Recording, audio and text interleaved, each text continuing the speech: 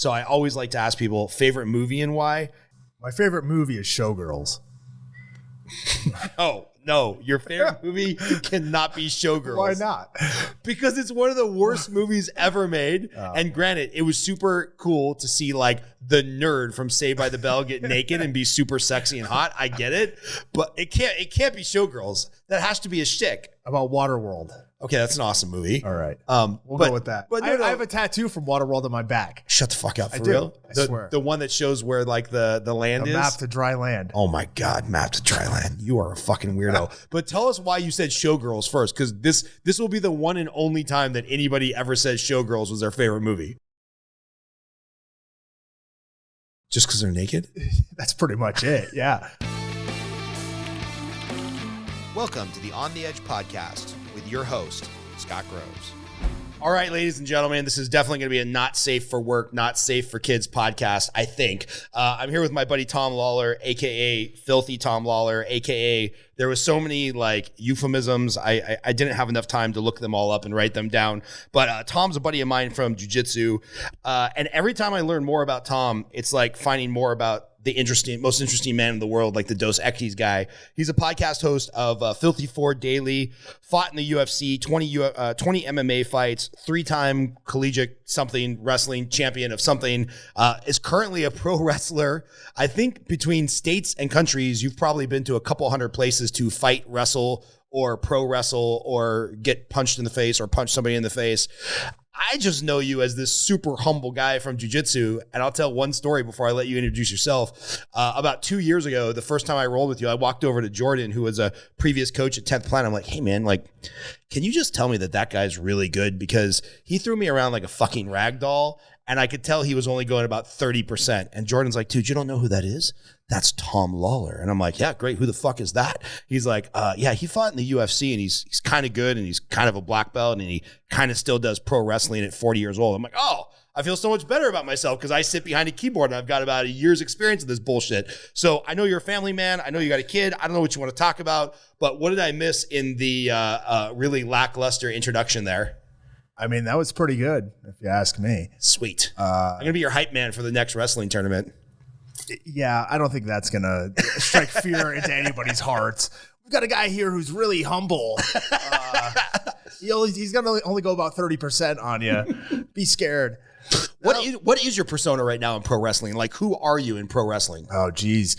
That's a loaded question because I wrestle for about 20 different companies. So sometimes, you know, I'm partnered up with some of my boys in Team Filthy. We're a fight team.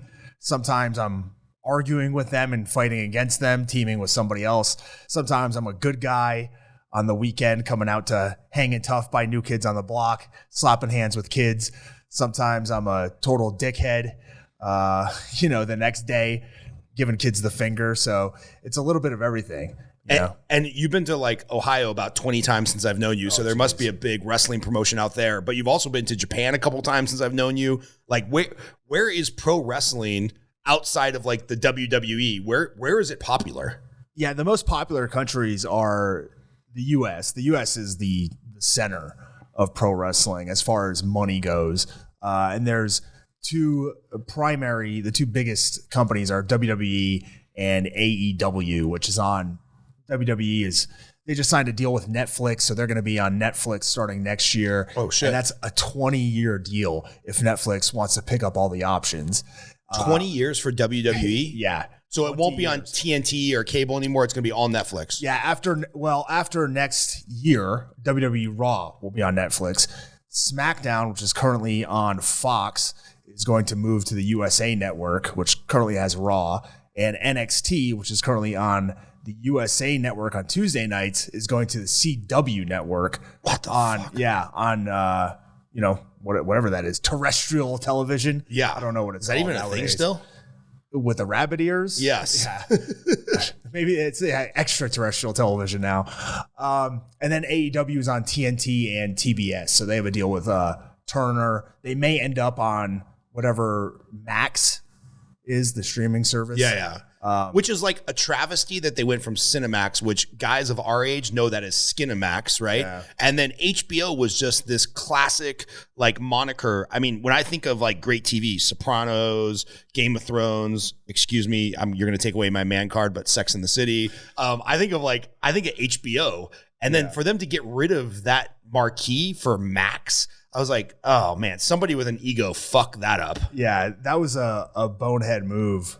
I think, like you said, I associate all of the old classics with HBO, and then Cinemax was like the redheaded stepchild, or the cousin that was, they hung around and they did some cool stuff, but you'd rather have HBO. It was the hot cousin who got naked after a few beers, because that's what, to me, Cinemax was like, oh, sweet, it's after 11. We're going to get some soft porn on Skinemax. Yeah. And not that I ever watched it, but I heard a rumor. Nicole Eggert and Blown Away, perhaps, on Cinemax a few times. I think that was appointment viewing for me at maybe, I don't know, 12 years old.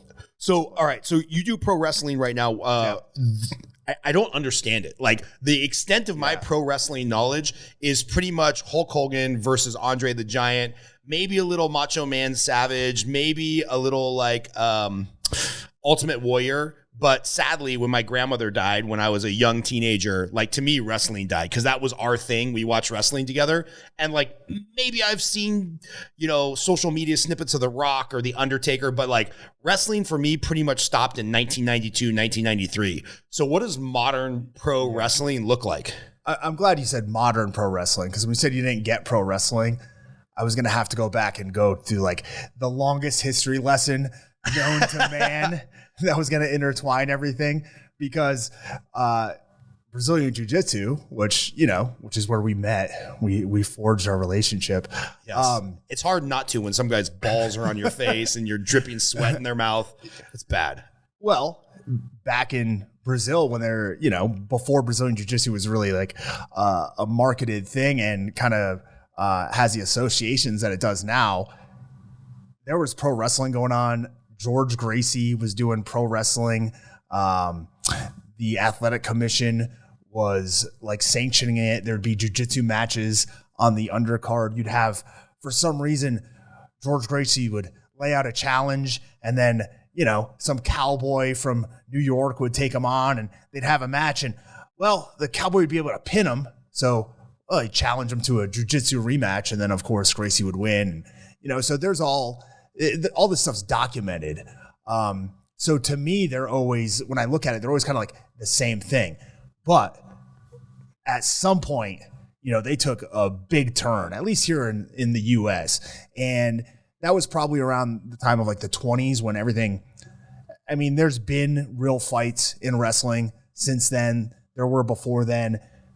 By the 20s, guys were working with each other. They had figured out like, if we plan something out here, we can get more people in the stands. It's more appealing to them, right? Rather than a boring. Let's be honest. Like, jiu-jitsu can be quite boring if it doesn't have horribly the right rule set, right? Yeah, even when you know what's going on, sometimes matches are just a snoozer. Yeah. And think about back then in like a jiu-jitsu match in like 1930, like, the techniques would have been pretty rudimentary, I would imagine, compared to what, you could see today.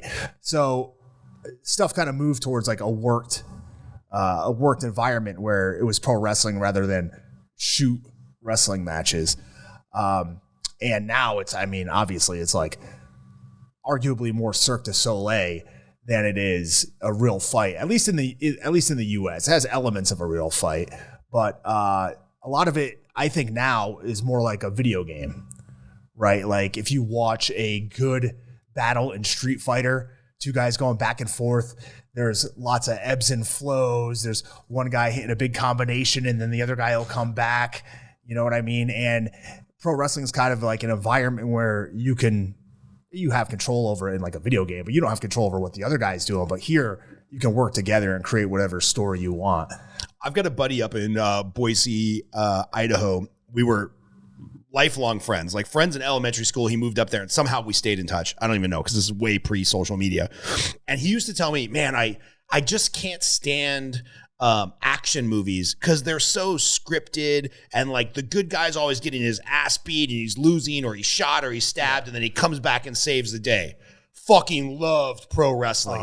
And I'm like, in what world do you think this is more real than this? Because I remember my heart was broken when there was famously a Hulk Hogan some match. I don't know who he was fighting. And as he went out the ring. Must have been real famous, huh? Real famous, yeah. As he was going out the ring, I think it was at one of the WrestleManias, he like rolled up his wristband and went like this and cut himself with a razor blade he had under his wristband. And it's like they caught that on camera. And like my whole it's like learning that there's no Santa Claus. Yeah. My whole childhood illusion was fucked. And I was like, Grandma, like he cut himself. Yeah. And she's like, no. I think he was trying to wipe the sweat from his brow. And I'm like, no, he went to the ground, not bleeding. He got up, head caked in blood. Yeah. And it was great. It was good entertainment value, but it ruined me, man. It's like finding out that Santa Claus is not real. It really hurt. Yeah. And then I was mad. I think I kind of knew it was fake. Yeah, you're smarter than I am. So today it's acrobatics, right? And I wouldn't call what I do acrobatics. I'm still prone to just lay on a guy and sweat on him for a few minutes, but it's more scripted for the most part. There are guys who could go out there and there are certain companies there's certain styles of wrestling that guys will have where you may just go in there and kind of, do like a shoot fight, like a fake shoot fight. I don't know what a shoot fight is. Like explain that to MMA fight. Oh, okay. Like, so they're really, it would be a shoot or a work, right? So a work is, we agree what we're doing. Yeah. Then there's a shoot, which is we're both fighting. Now, there's been times in pro wrestling and MMA in which one guy is shooting and the other guy isn't aware of it and vice versa, So, like, they're... I don't know. When you say it work, do you mean like we're practicing for days? Like, no. I'm going to underhook. You're going to throw me. I'm going to trip you. Or is it more like, hey, man, in this one, you're probably going to win. Let's just go ahead and give him a good show. So if I can rewind a little bit, right? Because I'll probably explain it a little bit better. In 2005, I was done with college. It's still in college, but I was done with college wrestling. And I went to a school for, months upon months to learn pro wrestling. So you go and you learn how to do break falls. You learn how to have somebody throw you. You learn how to run the ropes. You learn how to jump off the ropes. You learn how to slam people. You do conditioning drills. You learn how to there's a school for this? Oh, there's hundreds probably across the country. Some better than others. Right. Obviously, but yeah, there's a lot of them. Like, are you in some rednecks like barn, or does it look like the UFC Apex Center where there's like real trainers and real like emergency health staff? Like what is going on? It's pretty similar to like jiu-jitsu or MMA gyms where you're going to have a little bit of everything. Where I trained was in like an industrial building, right? So it was just an industrial building with a ring inside and then a little office. And a lot of times that's all that it is, or just like a room with a ring in it. But then sometimes, like the WWE has their own performance center, very similar. It's a performance center. They have the PI here, but it's essentially the same thing. But, it's just like in jiu-jitsu, some of the best places are hole in the walls where guys are dying and there's no air conditioning and stuff like that. So do you pay to go to the school, or these guys just like you're a prospect and then if you get a contract, they take a percentage or... Hey, this quick interruption is brought to you by me, Scott Groves, the host of the On the Edge podcast. This podcast is brought to you by me. I'm a loan officer who can help you with a mortgage in all 50 states across the United States. I also coach loan officers. So if you are a home buyer who's looking to get a mortgage, if you're a realtor who's looking to partner with an awesome loan officer, or if you're a loan officer looking for coaching, get in touch with me. It's those sources of revenue that allow us to produce this podcast and get out a new episode to you every week for the last couple of years. So if you're looking for a mortgage, if you're looking for a mortgage lender to partner with, or you're looking for a mortgage coach, I'm your guy. Now back to your regularly scheduled programming. Yeah, I paid, I want to say it was like $2,000 at the time. But like, this is one of these things I had kind of known I was going to do like my whole life, like I had watched pro wrestling. I had always wanted to do it. I watched UFC 2 the week after it happened.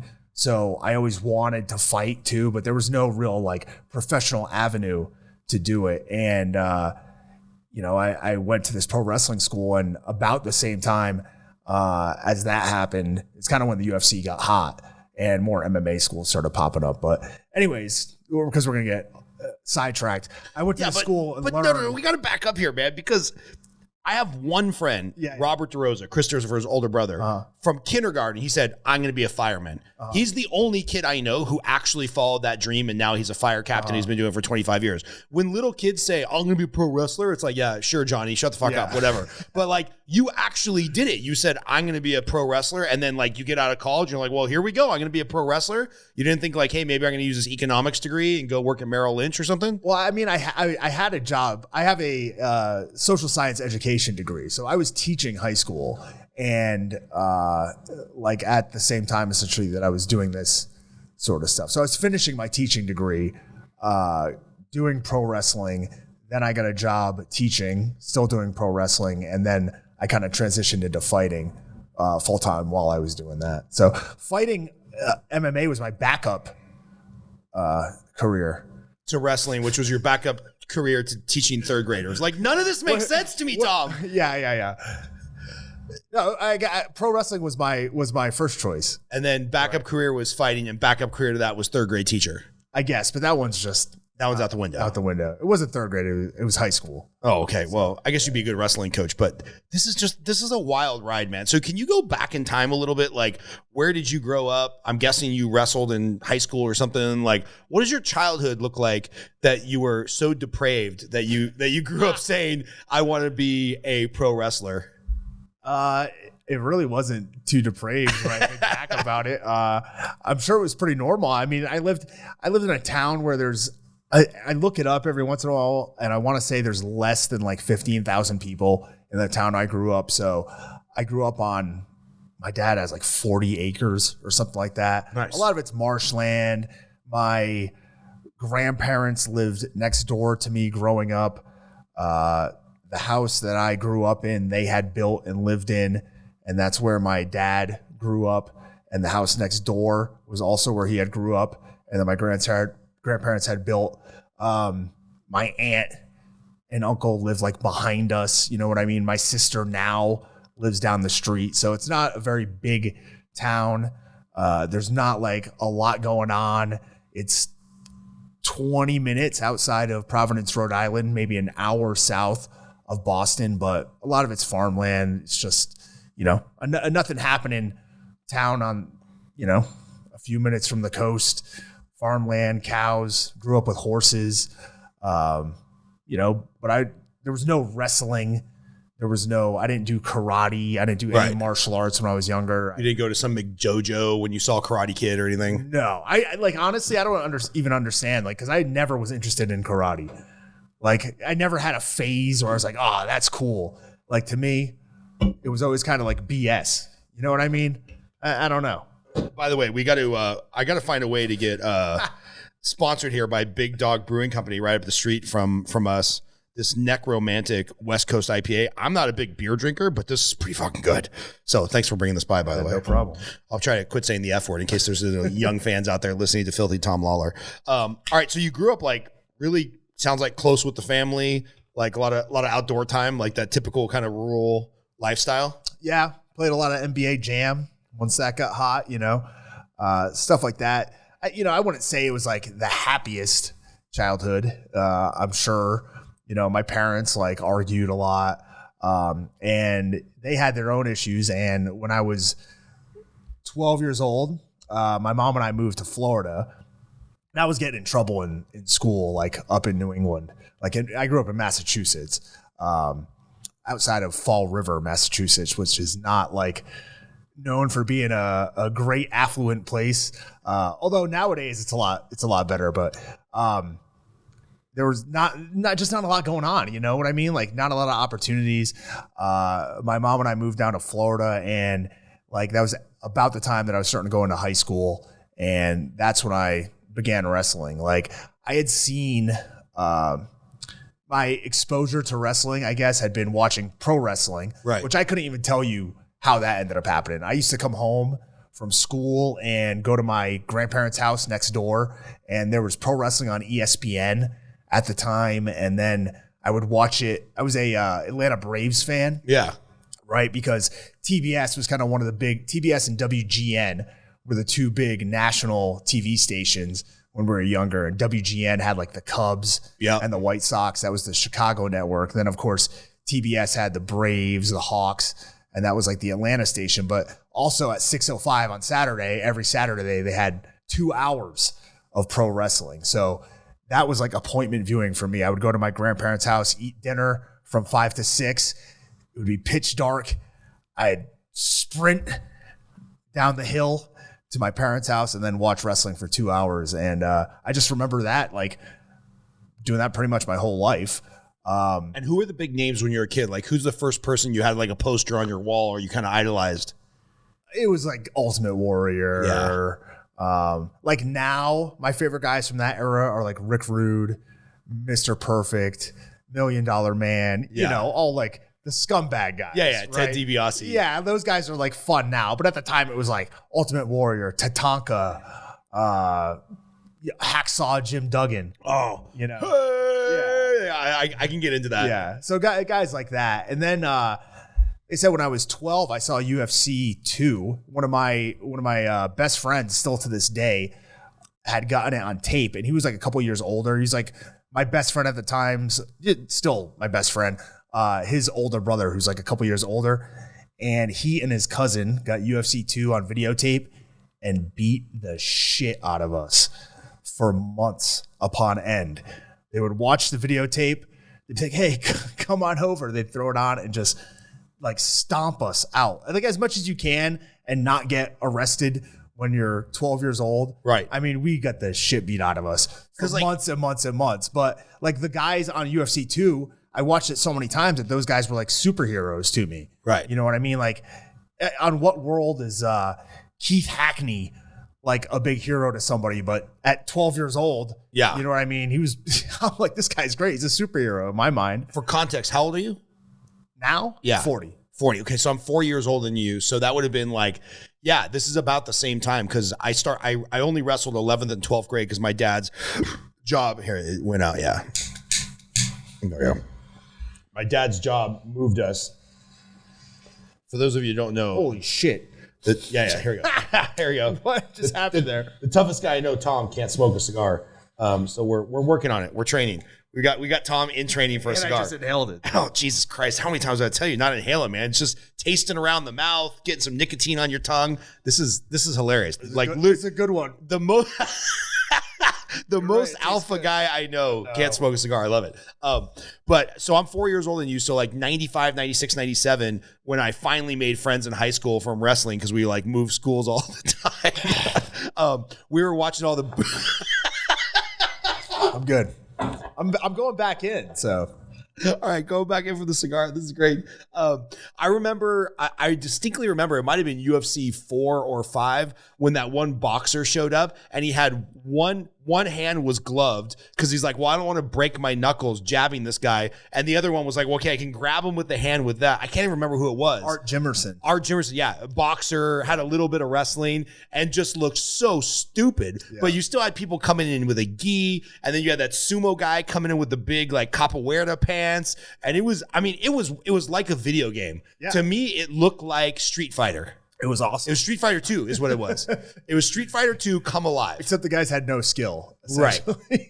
Yeah, we're going to definitely talk about how the skill level has developed. All right, so you grow up, then you move to Florida with your mom. I mean, if this is too personal, you can tell me shut the fuck up. But you kind of seem like a man's man. Like, how does the decision be like, okay, move to a foreign land with my mom instead of stay in the rural? I didn't even have a choice. You didn't have a choice. You're getting the fuck out of here. You're a troublemaker. Yeah. You were Filthy Tom Lawlor back then? Yeah, I was just like getting into fights. You know what I mean? Nothing like crazy. Like just, you know. I don't know. Throwing rocks at cars. I guess it's probably not too good. Yeah, probably not too safe. Well, it depends. Like snowballs. Yeah, like sideways at a car is fine. Bricks off an overpass, that can kill someone. No. But yeah, nothing insane. But all right, so you moved to Florida, high school, and you start wrestling. Yeah. And were you good at it right away, or did you get your ass beat? My first year, I was 4-15. I remember. Which is also my record in street fights, which is ironic. And then I'm not kidding. And then the next year I was, let me see if I can get this right, 22-7, I believe. And then, I just got, I guess, better progressively after that. Although my senior year, I wrestled up at heavyweight, and I was like 189, it would have been at the time. I don't even know what the weight classes are now. And I got real fat in between my junior and senior year, like for football. I was playing football, and I was playing like both sides of the field. I was playing on the offensive line and the defensive line. I barely ever came off the field.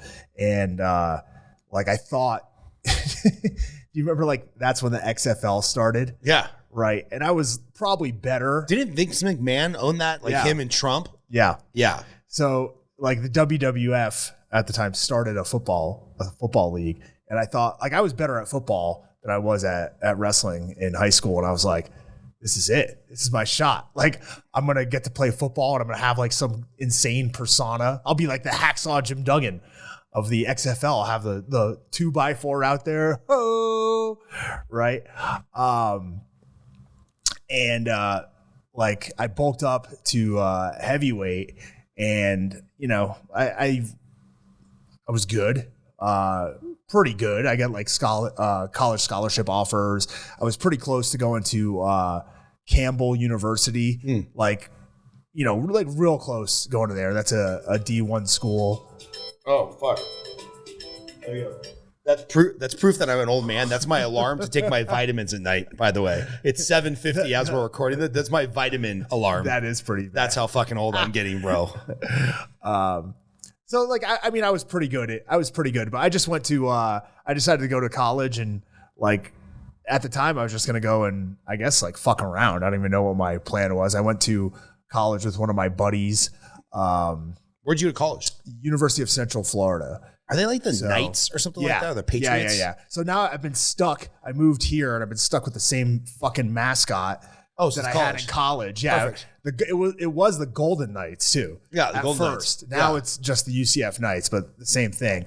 So I go to college, and this is probably where I'd say my life took a huge turn, really, is the first month. I go to college, and I had partied in high school and stuff, but I was mostly, focused on sports. I was playing football, wrestling all the time. And the first, I guess it would be 2 months of college right after 9/11 happens, my first month, right? And then 2 weeks later, one of my sisters dies in a car crash. So fuck, I'm sorry, man. Yeah. I mean, obviously it's terrible. But at the same time, that's if there was ever a catalyst, which, kind of pushed me to go to wrestling and do MMA and kind of put all of my eggs kind of in a basket that I wanted to when I was younger, it was that, you know what I mean? She would have been 22 at the time. And it's how short of a life, is that? You know what I mean? So I thought to myself, fuck, this is if I'm ever gonna, if I'm gonna chase my dreams, you have to do it. You have to start doing it now. So I kind of threw everything I had into wrestling at the time. And I thought this was gonna be a happy story about I almost drank myself out of college the first year because I partied so much. But well, that's what I was doing the first month. And then this focuses you. Yeah.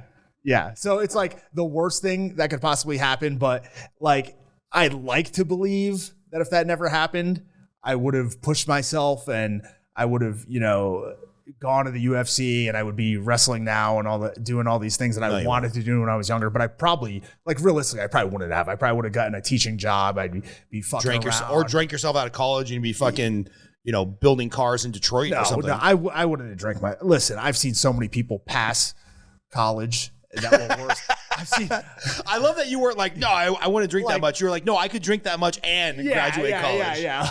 Based on what I've seen, I would have been okay. I could have snuck in a few other recreational drugs along the way. Right. And probably gotten through it. But yeah, that was the biggest turning point in my life, ever, even having kids, really, I mean, Yeah. kind of grounded me and centered me a little bit. But like, that was really like. But having kids is like part of the process. It's kind of you expect. It's like, I'll get older, I'll get married, I'll have kids. Losing a sibling is not part of the process. Yeah. Or should it be? Right. I mean, unfortunately for a lot of people it is, but man. So what does college look like? Like now you're super focused. Like I remember I come back and it's like we have wrestling practice. Like it's a club team.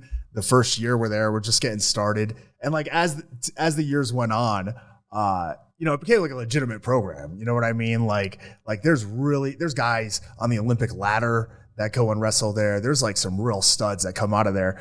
But I go to practice and I've been missing for, I don't know, a couple weeks. And in 2001, this is not like cell phones. I don't think I had a smartphone.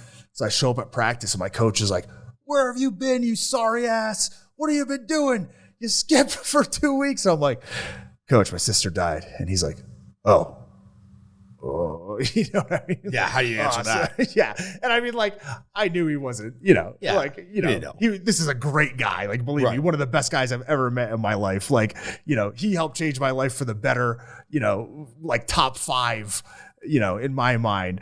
But I just remember him saying that. I'm like, well, I guess life is going to go on now. So, but yeah, like, I still like partied and stuff. Don't get me wrong, but I kind of focused on, learning wrestling basically. And even when I wasn't doing wrestling, I was at the MMA gym because after my first or second year in college, I had my first MMA fight as well. And that was 2003.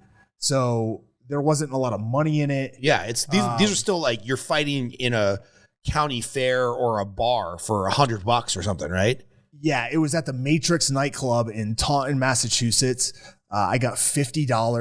The show was put on by Don Banville, who was I believe at the time he was a Henzo brown belt. This is like a long time ago.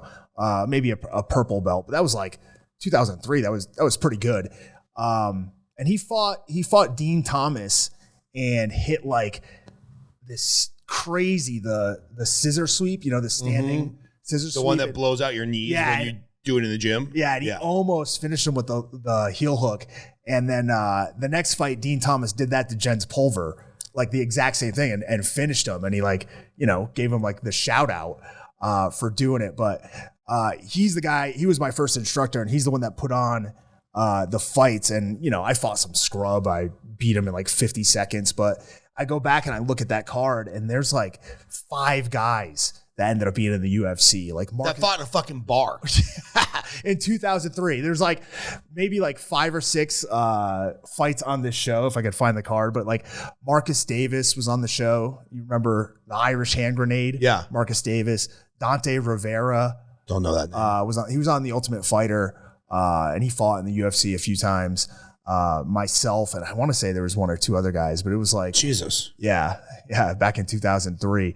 And then I didn't fight again for I think 4 years because I was still in college wrestling, and by that time, like my first couple years I was okay, but once I became like a man, honestly, like unfortunately once my sister died, I kind of manned up a little bit and got a lot better at wrestling. And by the time like my junior and senior years roll around, I'm beating a lot of the guys who are the D1 starters at schools, beating guys who are all Americans in D2 and D3 and NAIA at open tournaments. So explain that a little bit, right? Because like when I think of college wrestling, and I have a little bit of context, I was an average wrestler in high school. Like I was like a 20-20 wrestler in high school, but I was on a state championship level team. I filled the gap between 145 and 172 depending on who needed to get their fucking ass beat. Gotcha. So like coach would show up to me on Monday and he'd be like, "Hey, his son was the weight class below me. He's like, my son's got this weight, Joe Moakley's got this weight, this guy's got this weight. The real tough match is at 170. You're at 170. Cool. I'm eating in and out this week." And then the next week, he'd be like, "I need you to make 152. I'd be like, "Fuck, dude. I'm 165. Yeah. It's Monday. I got to make 152 by Thursday." And I'm just like eating Jolly Ranchers and spit. I got fucked up my entire wrestling career. But this is gonna be the weirdest shit. The coach had created this patch for guys who sucked but were committed. That was me. And it was called Iron Man. It's like you had to make 99% of the practices. So you could basically miss one practice all season. And like, that's like one of my proudest accomplishments because I was getting fucked up every day, every tournament. But I'm like, whatever. I just kept showing up and eventually you get a little bit better. So when I think of college wrestling, I think of like top tier is Iowa, Ohio, Oklahoma State, stuff like that. Yeah. And then, you know, what we used to call Division II is now called something different. But I don't quite understand where this club wrestling fit in, where you would end up wrestling against Division I guys, but then it was it like an intramural thing where you would just show up as like a free fight at a tournament, or how did it work? Yeah, there's what's called open tournaments during a lot of the year. So you'll have dual meets. Mm-hmm. So we would have dual meets against, you know, NAIA schools or, you know, some lower level. And NAIA is what used to be called Division II, right? No. There's Division I, which is scholarship athletes. Got it. There's Division II, which is non-scholarship. Got it. There's Division III, which I believe is scholarship. There's NAIA, which is also scholarship. And like, there's almost no rhyme or reason, especially in wrestling, right? Because wrestling is an individual sport. Yeah. So you'll have guys who, like John Jones, right, was like a good Greco-Roman wrestler, but just couldn't go through college. Right. Right. So he could have been one of the top wrestlers in the country if he had gone through and done that, but he just couldn't even like make it through the college system itself. So you'll have guys, there's been years where it's like the best wrestler, because there's tournaments like the Midlands and US Open, and there's all these tournaments where guys from all the different divisions, and basically any open tournament, you'll have guys intermingle from Division I, D2, D3, NAIA, NCWA, which is the one that I won the national championships for. But sometimes you'll have like the best guy in the country is a D2 wrestler, which has happened in the past. Or you'll have, you know, a guy from some random school who's one of the best guys in the country, and then there's the rest of his team sucks. You know what I mean? So for the most part, like now Iowa State, Penn State, those are kind of like the killer top schools perennially. But like the schools, I was in Florida, right? So most of the schools that we run into were like in Tennessee, the Carolinas. So like Duke, North Carolina, Virginia Tech. But there might be one badass standout that's going to Duke because he wants to go to Duke, but he's an amazing 145 pounder and he might crush at one of these tournaments. Yeah. And I mean, Duke's a D1 school. Like, they're a good school, but they're not Iowa or one of these other top schools. You know what I mean? You know, I remember something similar. I wrestled against this guy. The only reason why I won league wrestling my senior year is because Larry Johnson, hopefully he's still kicking ass and listening. One of his nephews actually does jiu-jitsu with us, which is a crazy thing. From the NBA? No. Larry Johnson? No. Grandmama? No. Another Larry Johnson. This guy was yoked, right? Like, I wrestled 152. And I looked across the mat. I'm like, oh, that's so weird that they're 185 pounders warming up right now. And then he gets on the mat with me. And I look at my coach. I'm like, what the fuck? Yeah. So he could barely get into junior college. The only reason I won league my senior year is because he was academically ineligible to wrestle. So he went to a junior college, but he was like murking, like just spiking Division I wrestlers. He was amazing, but you know, he couldn't do anything other than pay to go to Moore Park Junior College. So it's kind of weird. Like, you've got to have grades and you got to be academically eligible, but the best wrestlers might end up going to Pasadena City College or something like that.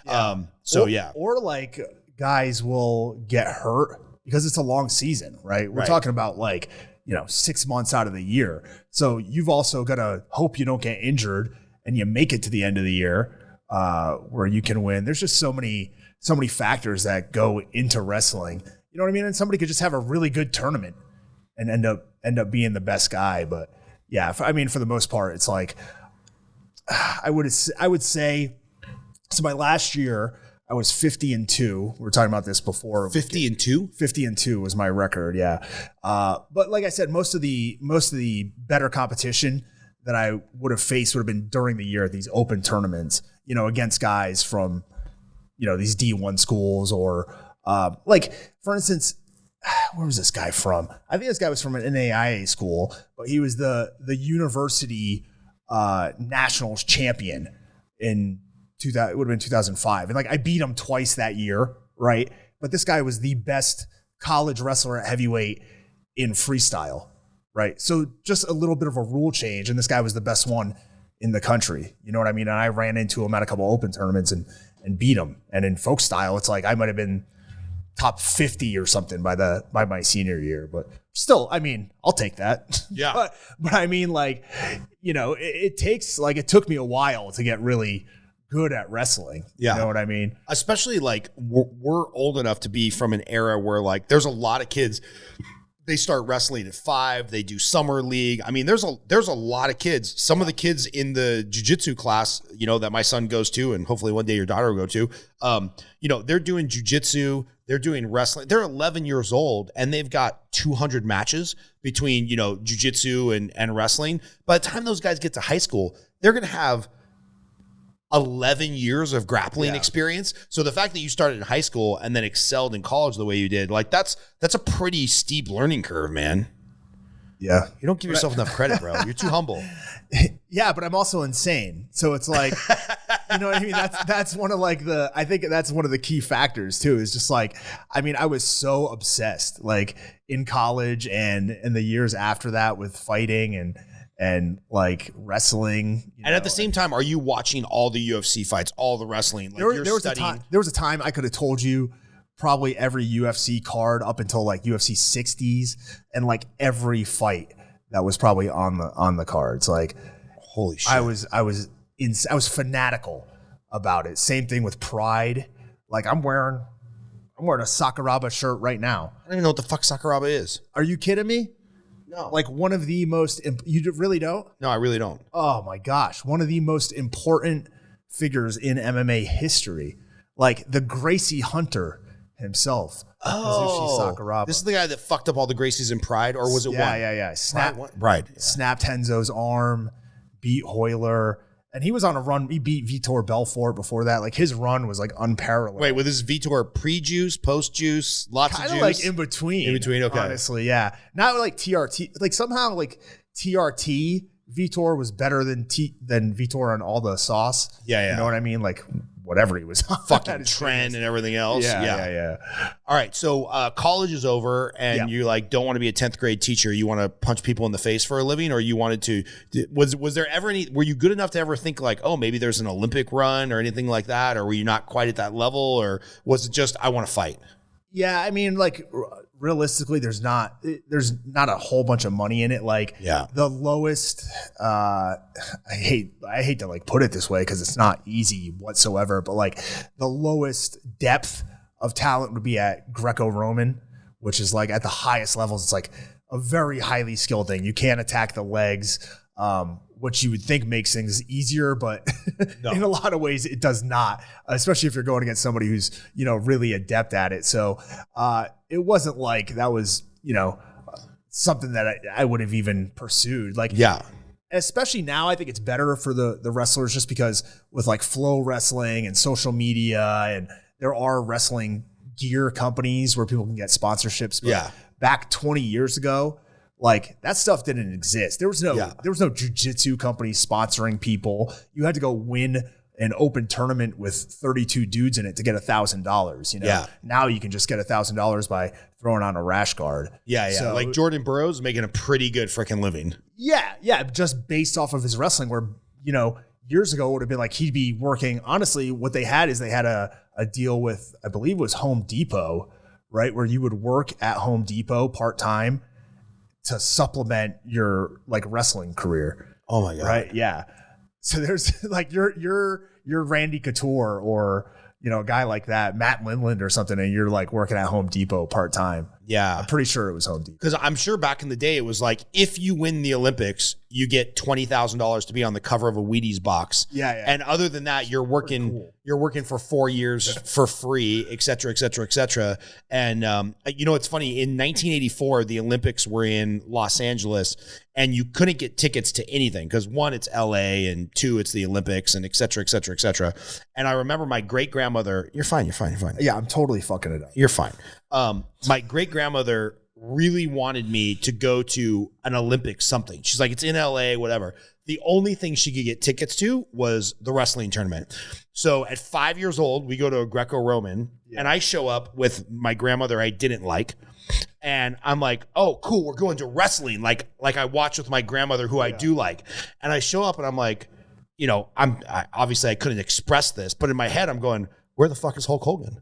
Where the fuck is Andre the Giant? Like, where the fuck is Sergeant Slaughter is probably a little bit later. But I'm just like, no. I think that's about his prime 85. time, Yeah. actually. Okay. Yeah. So I'm so confused. Right. And I remember watching wrestling and I was probably such a dick, and God bless my grandmother for not taking it out of me. I was such a dick. We left like maybe 20 minutes into the wrestling because I was probably just complaining so much. But I do have that on my belt that I went to a Olympic wrestling match. Don't remember what I was watching. And yeah, that's stuck in my head. But those poor bastards, to your point, they're probably working as a bartender or part-time at Home Depot just to pay rent. Yeah. And they're like, top 0.0001 athletes in the world and just not getting paid for it. Yeah. That's wild, man. All right. So you get out of college, you go to this wrestling school. Yeah. Federation X Entertainment. I'll give them a shout out. Yes, Federation X Entertainment. Duh. It has popped back up in Nashville, Tennessee.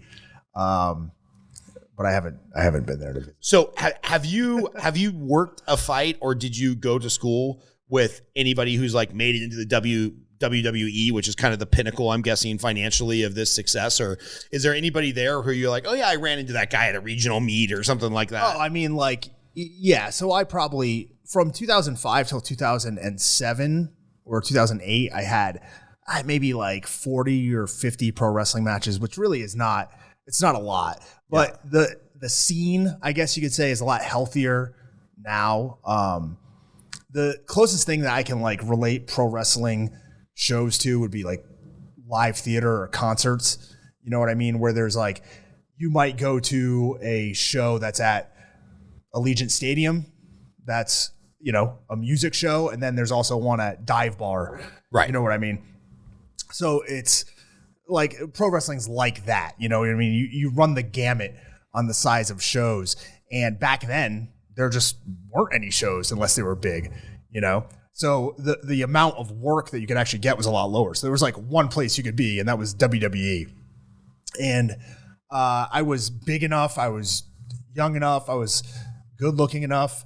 Clearly. I got a WWE tryout for a week at, they had like, they had the performance centers now that we're talking about. They had a couple of different like training locations. So they had one in Georgia, McDonough, Georgia, which is like an hour outside of Atlanta. Why is it always in some weird fucking place? What, they don't none of this shit happens in like Miami or LA? Yeah, I get like the cheapest place they can find. You know what I mean? Yeah, actually, the one they have now is in Orlando. Okay, right? But it's like kind of on the outskirts. But Orlando's kind of rednecky. Also, let's be honest. Shout out to my two coaching clients that are in Orlando. Hey, I lived there for a long time. That's where I went to school. Yeah, there we go. Makes sense. So you got a WWE tryout, and what's that look like? Well, I was there for a week, right? So they fly me into Georgia. I stay for a week, and I did like 2 practices a day. And essentially they had like, there's like 30 guys there under contract that train at this place. They live there. They get paid, to just train and work shows on the weekend. And I was there with them running all the drills for the week and doing all this stuff, getting just fucking annihilated by guys, getting choke slammed over and over. Hey, go run the ropes. And then I run, I'm running back and forth for 10 minutes. And then the guy would be like, I didn't like it. Do it differently. Can I get any feedback? What would you like to see? I don't know. Just do it differently. Like, you run for another 10 minutes and like the guy's not even looking at you, paying attention. So like some of it is just like a test, like a mind fuck. Right. It's like Hell Week. They're trying to see if you can actually make it. Yeah. Yeah. So, I mean, like I wasn't worried about that. Believe me, like the dudes that they had under contract, I was waxing them on like the conditioning drills. You know what I mean? Like I had already been wrestling. I was in better physical shape than these guys. Go run 3 miles before we're going to do anything else. And I'm beating, 90% of the guys who are there do 500 squats, no problem. You know what I mean? Hit 500 Hindu squats in 10 minutes or 15 minutes. Okay. Do all these back bends on the wall. No issue. You know what I mean? And after like the week's done, the guy that's running it was this guy, Bill DeMott, who is Hugh Morris in WCW, but he's like, I'll give you a call on Monday. Here's my number. We'll set something up to sign you up, for the future. We're going to bring you in. So you think you made it? Yeah. Sounds great to me, right? Right. Like this is like what like my whole life like was kind of like built towards. Call him on Monday, no answer. Call him again later, no answer. Email him, nothing. Call him again a few days later, nothing. Email him, nothing. Call him, nothing. And maybe like, I don't know, 2 months goes by and I get a call from like one of the other agents. Hey, did they ever talk to you? No. Oh, well, just keep on wrestling and we'll give you a call back in the future. Like, what? Okay. So at about that same time is kind of like when The Ultimate Fighter started getting hot. So real quick, when it comes to like you got the tryout, right? You've got the physical attributes. You're at this time like a brick shit house 210, I'm guessing, something like that. 220. So it's like you got the look. Like, I've seen you enough time with your shirts off. Like you look like a pro wrestler. And is it a personality thing? Did you like looking back on it? Well, did you mouth off to the wrong guy? Did you not have enough like flair to you? Like what do you think it is that they're looking for? Like the intangibles? Well, I thought at the time, like, this is bullshit. Like, you know what I mean? Like, this is like, you put your all into something and like, they really don't give you like a fair shot. You know what I mean? And like in my mind, I get this call, like after not hearing from anybody for a few months, like, yeah, just keep on going and we'll call you back in the future. Right. So it was about the same time that I got a teaching job. Right. So I'd say about maybe a week or two before, like I'm going through the process of getting the job. Like I haven't started yet. And I get a call from one of the agents at WWE. And he's like, hey, there's a front office switch over. There's a list of names. So I'm giving you a call.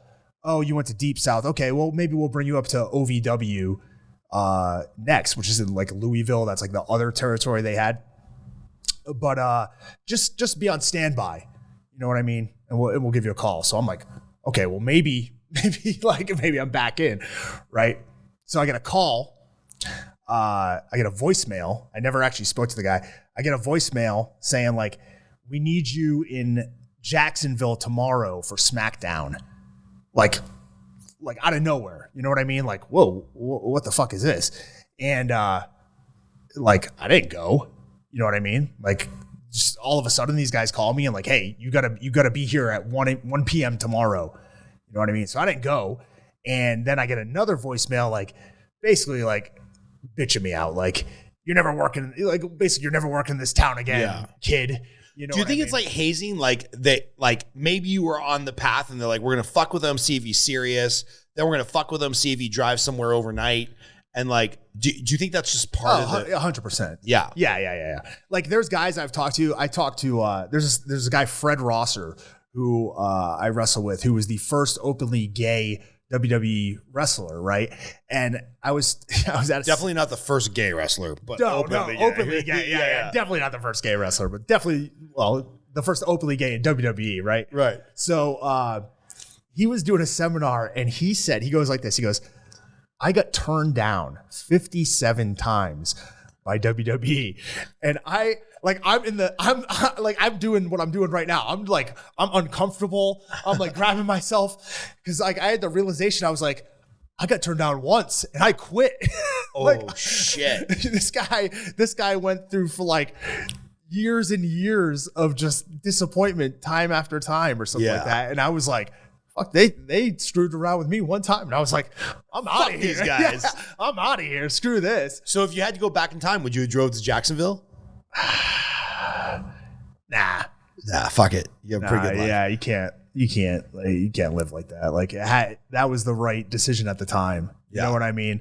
Like there was because right now, I mean, I'll be honest with you. If I could go back a few years, I wouldn't have stopped fighting because you only get one shot. You know what I mean? Like I could, as much as it hurts, like I could still pro wrestle in a few years, but man, I can't go fight somebody, even now, once you're out of it, it's tough. I got a buddy, he does this ironically when he interviews executive assistants, right? So he'll like set the appointment at, his office or whatever.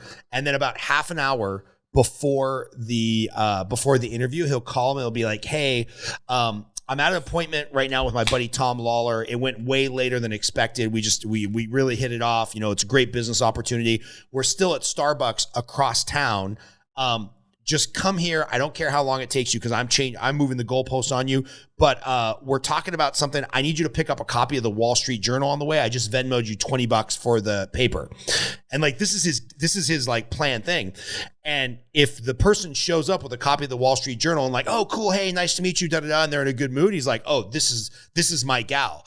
If she shows up all bitchy, like, oh, you moved the goalposts on me, what the fuck do you mean? It's like, no, this is the job as an executive assistant. It's constantly going to be changing shit on the fly. So he fucks with them through the interview, and that's like, I don't want to say the rest of his hazing policy with his executive assistant because it's these people travel with him and his kid. He takes them with him to Cabo. They're riding on his private plane. It's all very glamorous, except for the fact that you're also doing all the bitch work. So he's got like probably like 5 little dickhead tripwires that he has. And if you get through all 5, you get hired. And then, you're executive assistant making $150,000 a year. But if you fail on one of those like tripwires and show up with a bad attitude, you're out. So I got to imagine the WWE, who you're probably traveling 250 days a year, they're trying to filter for the same stuff. So the story is you say, fuck you, WWE. and then what happens with fighting? Well, like, I'm trying to get like the timeline right. You know what I mean? Dude, doesn't that get harder the older you get? Well, yeah, of course. I had to get interviewed by a lawyer today because of some stuff I'm not happy about with a previous employee who may be suing a employer of mine. Not me, thankfully. She didn't even name me in the lawsuit because I was a fucking awesome boss. But the first thing I said when we started talking to the lawyer, I'd be like, hey, I just want to let you right now, I don't know timelines. You could tell me December 2019 or March of 2022. I'll have no fucking recollection. Like the older I get, the hardest this shit gets. So anyway, at some point you say, fuck the WWE. You're not for me. It was right then. Yeah, it was right that moment. Right after they said no. It wasn't before they said no. I'll tell you that much. Okay, perfect.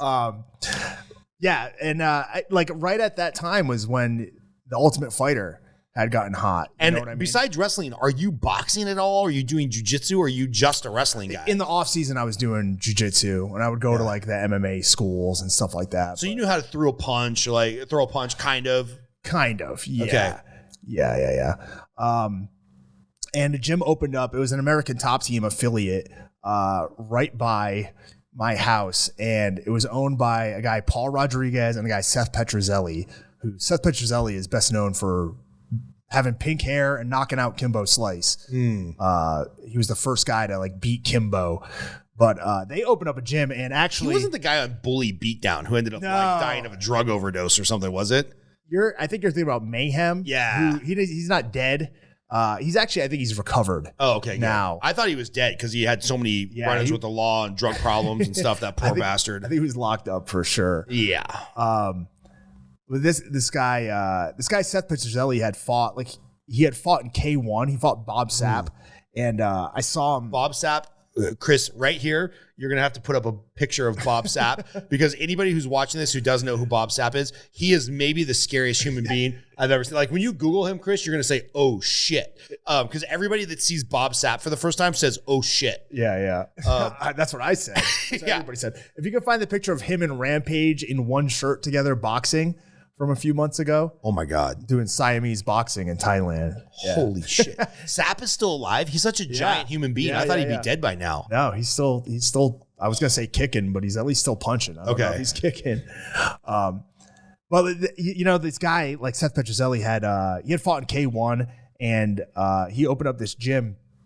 And a few years prior to that, if I can rewind again, like when I was in college, I just saw him walking around on like the campus. Right. And I messaged him like on AIM.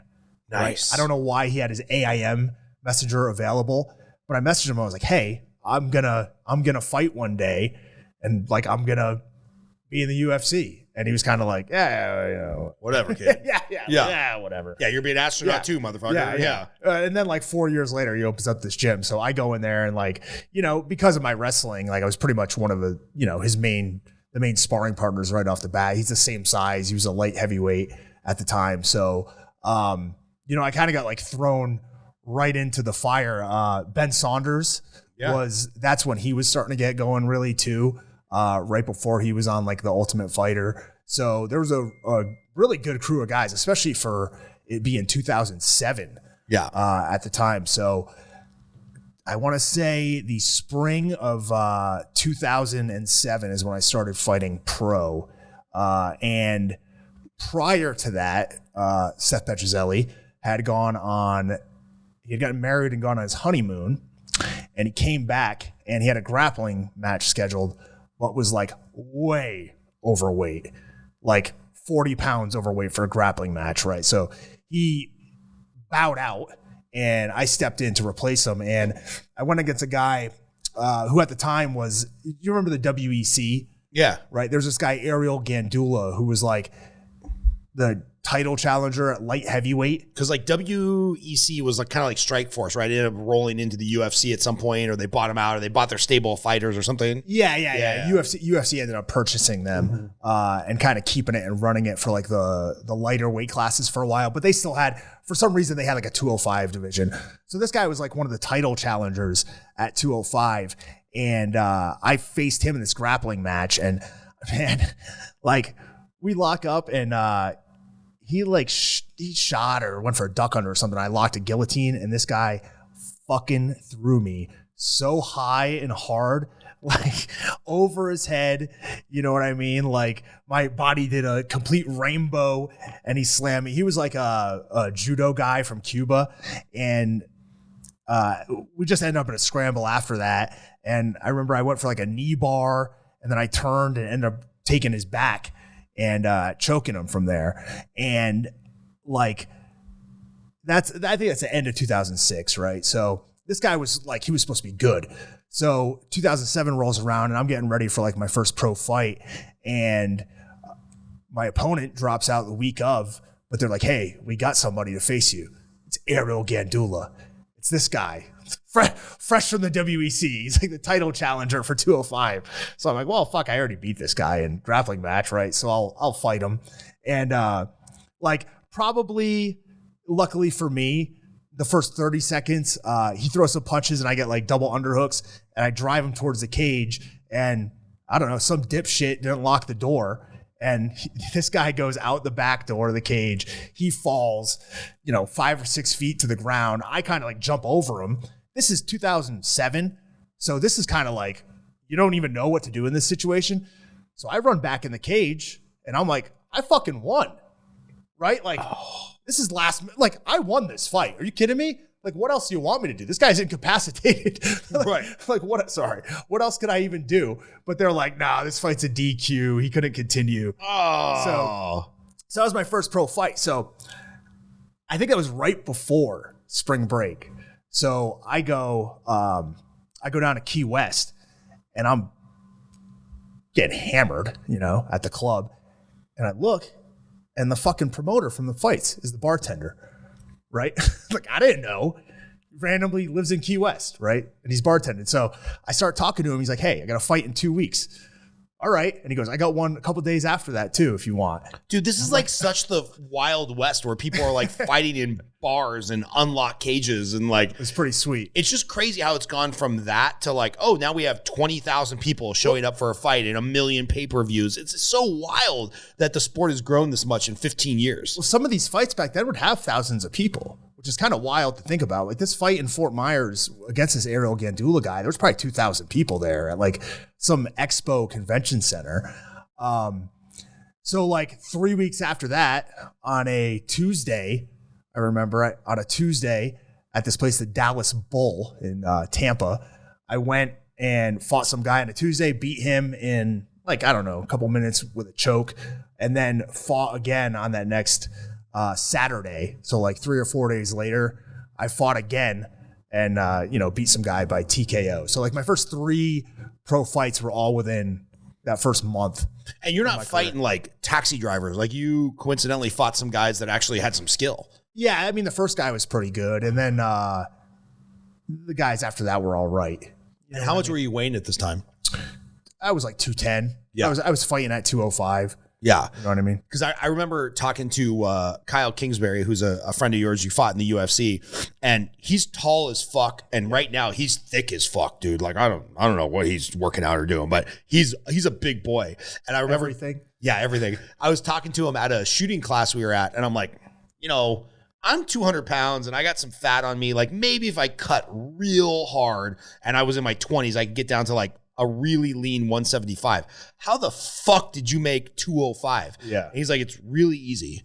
When you show up to a UFC event and you see Brock Lesnar and you're like, that's the heavyweight I'm going to have to fight. Yeah. You make you kill yourself to make 205. Yeah. So how many fights did you have before like the UFC says, yeah, we'll give you a look for the Ultimate Fighter? And explain to people who maybe, I don't know who the fuck would be this deep into it, who's not a fight fan, but explain what the Ultimate Fighter is. Yeah. There's better ways to spend your time if you're not a fight fan. At this point. Yeah.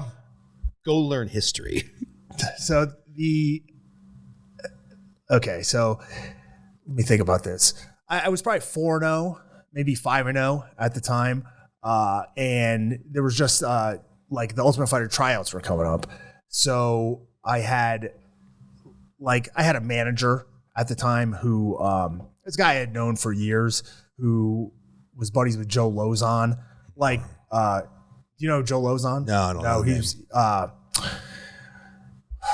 He's been in the UFC. I guess he's probably still under contract. But he's one of like the top bonus leaders, one of the best fighters out of New England that's been around. He's been around forever. But one of the guys from his camp. So I had like a manager who, they had connections. And back at that time, there wasn't really that many guys. So I was training with guys who were already in the UFC. Ben Saunders had just been on Tough.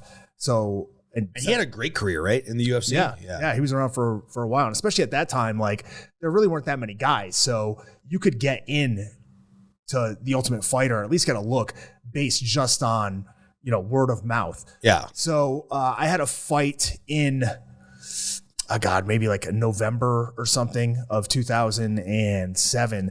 And I got DQ'd in the fight for an illegal knee. Like a guy was on all fours, and I thought he was like up, and I threw the knee, got DQ'd. So that was my first loss, and Ultimate Fighter was coming up. So I wanted to get another win before like I, sent in my tapes before the show went down, just so your record looks better. So I had a fight against this guy, Travis Bartlett, and I beat him in like a minute. And then the next thing that I did was the Ultimate Fighter tryouts after that. You know what's so crazy is like they're tracking you all the time on your phone, right? So like I didn't know you, and you look way fucking different when you were on the Ultimate Fighter. I'm sure I watched the season, but you don't look the same. Shaved head, a little younger. And I go out to my car one day after jiu-jitsu, and I pull up YouTube to just watch some random 10-minute video on my drive home. And there it is, bro. You fucking knocking out a guy into the bathroom. Yeah. And to me, that's still, I hope we can put this video, Chris, you're going to have to bookmark this to put the video in. Hopefully we don't get a copyright strike, but I don't remember who that was, but he's like, who was it? Dave Kaplan. Dave Kaplan's like, punch me in the face, bro. Punch me in the face. And you're like, no, I can't punch you in the face without a glove on. And like, okay, we'll show the video, but it's just the funniest thing where the guy's like, punch me, punch me, punch me. And then you knock him out cold. And then like the next thing is him being interviewed. No, bro, I don't think you knocked me out, man. I think, and it's like, no, you got really like knocked the fuck out. Like Friday style. Knock the fuck out. And so, all right. Do it. Just do it. Just do it.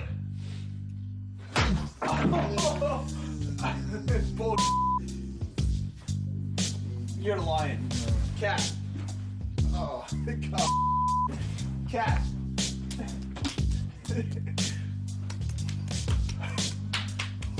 I have a very, very good chin, and I wanted to see how hard Tom punched. He's a big 205 pounder, so I goaded him into punching me, and he hits pretty hard. I wasn't knocked out. But he did hurt. My jaw does hurt. Cap. So you sent in your tape for the Ultimate Fighter. Yeah. And like this is a perfect segue into this, because you were talking earlier about like the WWE or pro wrestling having like a checklist that they're looking for. Well, these reality shows, that's exactly what they have. That's exactly what they have when you go in and do these interviews for the Ultimate Fighter. That's exactly what they have when you send these tapes in.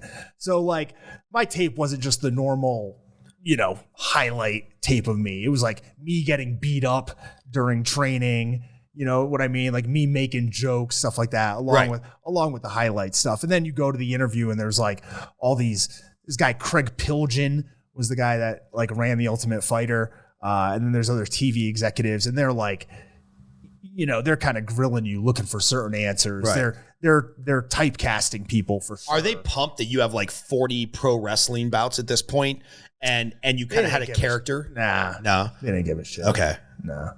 So what are they looking for? They're looking for some like troublemaker. Or? Yeah, they're looking for like, they probably want one guy who's going to play it straight. They want a troublemaker. They want some guy who's an alcoholic. They want just a mix of personalities that are going to push each other. Yeah. You know what I mean? I mean, they know what they're doing. You can go through each tough season and like immediately know who the alcoholic is. It's like day 2. You're there for like a big shot and it's like, oh, let's get the fucking handle of Tito's and go crazy. And it's like, what? Like you're literally fighting for potentially $100,000 contract and you're going to get fucked up tonight? Like what is going on? We probably had half the crew was probably alcoholics on my season. I mean, we had Junie Browning, who was like the most notoriously bad contestant on the Ultimate Fighter in history, throwing glasses at people, getting drunk every night. Like, I can't imagine, because there's 16 guys in the Ultimate Fighter, like 8 on 8.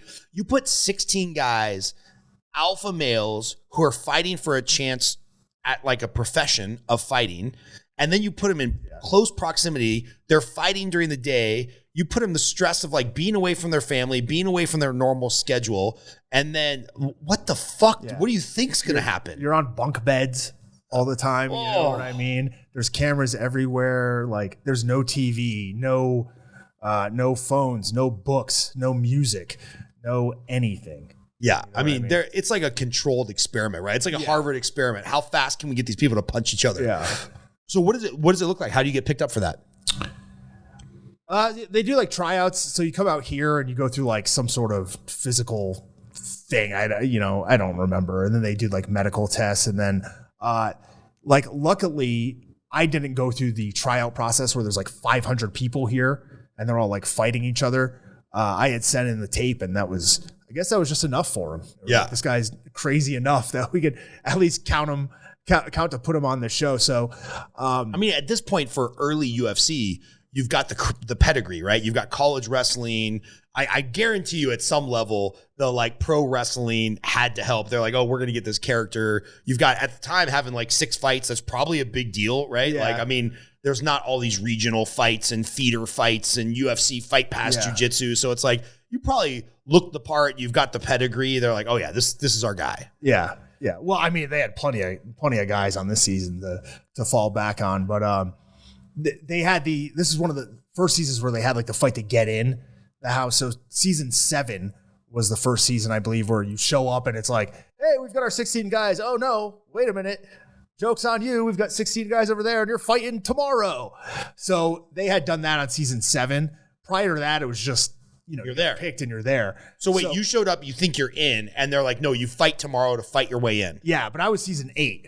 So we kind of had like, we knew, you know what I mean? And we show up and they're like, no, it's just you guys. And we're like, oh shit, I saw this other dude on the bus. Yeah. You know what I mean? I don't see him here. Like, so then they're like, okay. So they bring the guys out. So I fought like, what was this guy's name? Whatever, you fought somebody. I fought somebody and I beat him in like 30 seconds. But he was like, I was like the smallest guy that they had at 205, and this was like the most jacked guy that they could find at 205. And we just went out and he threw a kick. I took him down, took his back, punched him in the back of the head, enough to get warned, and then I choked him. Nice. So, and then I was on the Ultimate Fighter. But I unfortunately was eliminated in the first fight by the champion of that season, Ryan Bader. So yeah, that guy was kind of good. He just got destroyed like a couple weeks ago in the PFL. Well, yeah, but he's been fighting for like what, 14 years? 12 years now. Are you saying he's old? I mean, he's not young because he was, if I were Arizona State wrestler, Arizona State State wrestler. Yeah. And, he went on to fight for the title in UFC, and then he went to some other league and was a title holder for a while, right? He was a Bellator light heavyweight champion. He's still currently the Bellator heavyweight champion. He's had a pretty damn good career. But do you like? I've always wondered about this because I have 5 boxing matches. I don't know if you know this. I was an amateur boxer. I'm 5-0, although the 5th fight was a total gift. I lost, and they gave us some draw decision bullshit. But like I could not tell you, other than watching some of the replays because somebody videotaped it, I could not tell you in the heat of the moment what the fuck happened in those fights. Like I have one fight I'm really proud of because I fought this guy that looked like Black Panther, and it was right after I was dating my wife, and she thought I was going to get murdered. Actually, it was right after we got married. And as I'm walking into the ring, and this is like an amateur 3-minute, 3-round fight. And everybody wears like a tank top and headgear and whatnot. And this dude walks out with his shirt. He's fucking huge.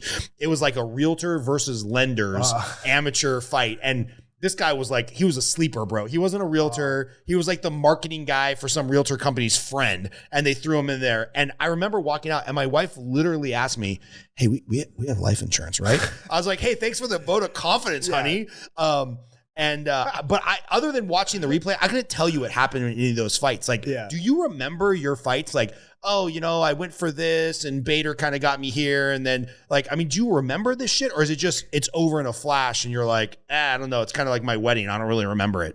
I think if we ran back all the fights, I'd probably remember them pretty well. All right, cool. So you didn't take that much brain damage. No. The last time I went to the Cleveland Clinic Institute here, the brain health study, my scores had improved. Really? Yeah. So you were so dumb getting punched in the head, jarred something, you actually got smarter. My baseline scores were so low that I've improved. They said it's likely due to just like familiarity with the test. Like not like, I'm actually getting smarter. It's just like, oh, I've done this test before. So you're getting smarter, man. Know what to do. You just today, you gave me a master class on how to do grips in jiu-jitsu. So maybe you are getting smarter with age. Yeah, 1 grip. You're like, I've got 1 grip. All right. So unfortunately you lose the first round to Bader. Do they keep you around for the rest of the season just in case? Or? Yeah. So I got it was great for me because I got a chance to just train with, awesome guys for 6 weeks and kind of focus on that. Like if there was any saving grace in losing early on, it's that I could focus on training afterwards. Whereas, if you're constantly fighting or, you fight in the middle of the season and you lose, well, you spent half the time getting ready for that fight and you didn't really like benefit. Cutting weight and all that shit. Yeah. Worried about it. So I got a ton of mat time with Demi and Maya, with Vinny Magalhaes, and I improved tenfold because of that time. Now, would I have rather won the fight? Yeah, sure as shit.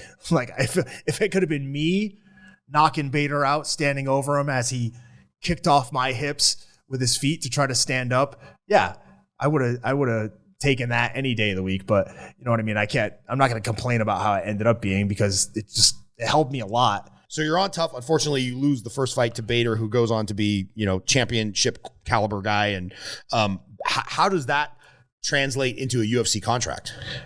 Luckily, the season I was on, they just brought everybody back. So, it was such an entertaining season ratings wise that I think they just gave everybody a shot. At this point, is it still on Spike TV or had they moved to ESPN or? Yeah, it was still on Spike. And this was one of the last seasons that really killed it. Yeah. And then after that, I think the heavyweight season did really well. The one that had like Roy Nelson and Kimbo, but other than that, it kind of went on a downslide. So they brought me back later on in the year, December of 2008. And I fought the aforementioned Kyle Kingsbury. Was Kyle on the same tough season? Or Yeah, he was on the other team. I was on Team Mir. Frank Mir was the coach I had. And then he was on Is he a cool guy? Yeah. Yeah. Do you have to say that? Interesting guy. Yeah. Because I've heard mixed reviews from people that know him very well, where they're like, he's a fucking psycho. Like, I don't want to be anywhere around him. To like, oh, he's the most classy, like heart-centered guy ever. I'm like, how can you get the same review? 2 totally different reviews of the same person. Or maybe 2 things can be true at the same time. I actually would. pretty well put, actually. Yeah. Okay, all right, there we go. Yeah, he is a real classy guy. Yeah, and also a psycho. Yeah, he's a gentleman, but I wouldn't want to mess with him. That's for damn sure. Is he the one who like flew his motorcycle across like 4 lanes and crashed through like a glass wall or something? Yeah, I don't remember like exactly what happened, but there was a time, it was actually right before, maybe like a year or two before that Ultimate Fighter, where he got into a really bad motorcycle accident and like kind of derailed his career. Yeah, like almost. I remember it almost killed him. Like he almost bled out, like sliced his femoral artery or something, and like I think I remember reading about this. Like dumb luck, there was a paramedic close enough where they like legit saved his life because he would have bled out over a couple minutes later. So what a fucked up way to like fuck up your UFC career. Oh, okay. So so they bring you back. You fight against Kyle Kingsbury, which you won. Yeah, won by decision. I got like 10 takedowns or something like that. And just trying to like avoided him beating me up. I mean, this guy's gigantic. Like for those of you that haven't seen this guy, he's like 6'5", or something like that, and like cut out of stone. Yeah. So I just kind of out wrestled him. And then after that, the UFC was pretty much like, hey, buddy, you got to go down a weight class. Yeah, because what did you fight then? That was 205. 205. So what'd you have to cut to? 185. And I want to talk about this. We'll come back to this. But anyway, so you pick up a contract, I'm guessing, like a longer term contract because you beat Kyle. Yeah. Great. How does it? 8,000 and 8,000 is what you're fighting for. What? Yeah.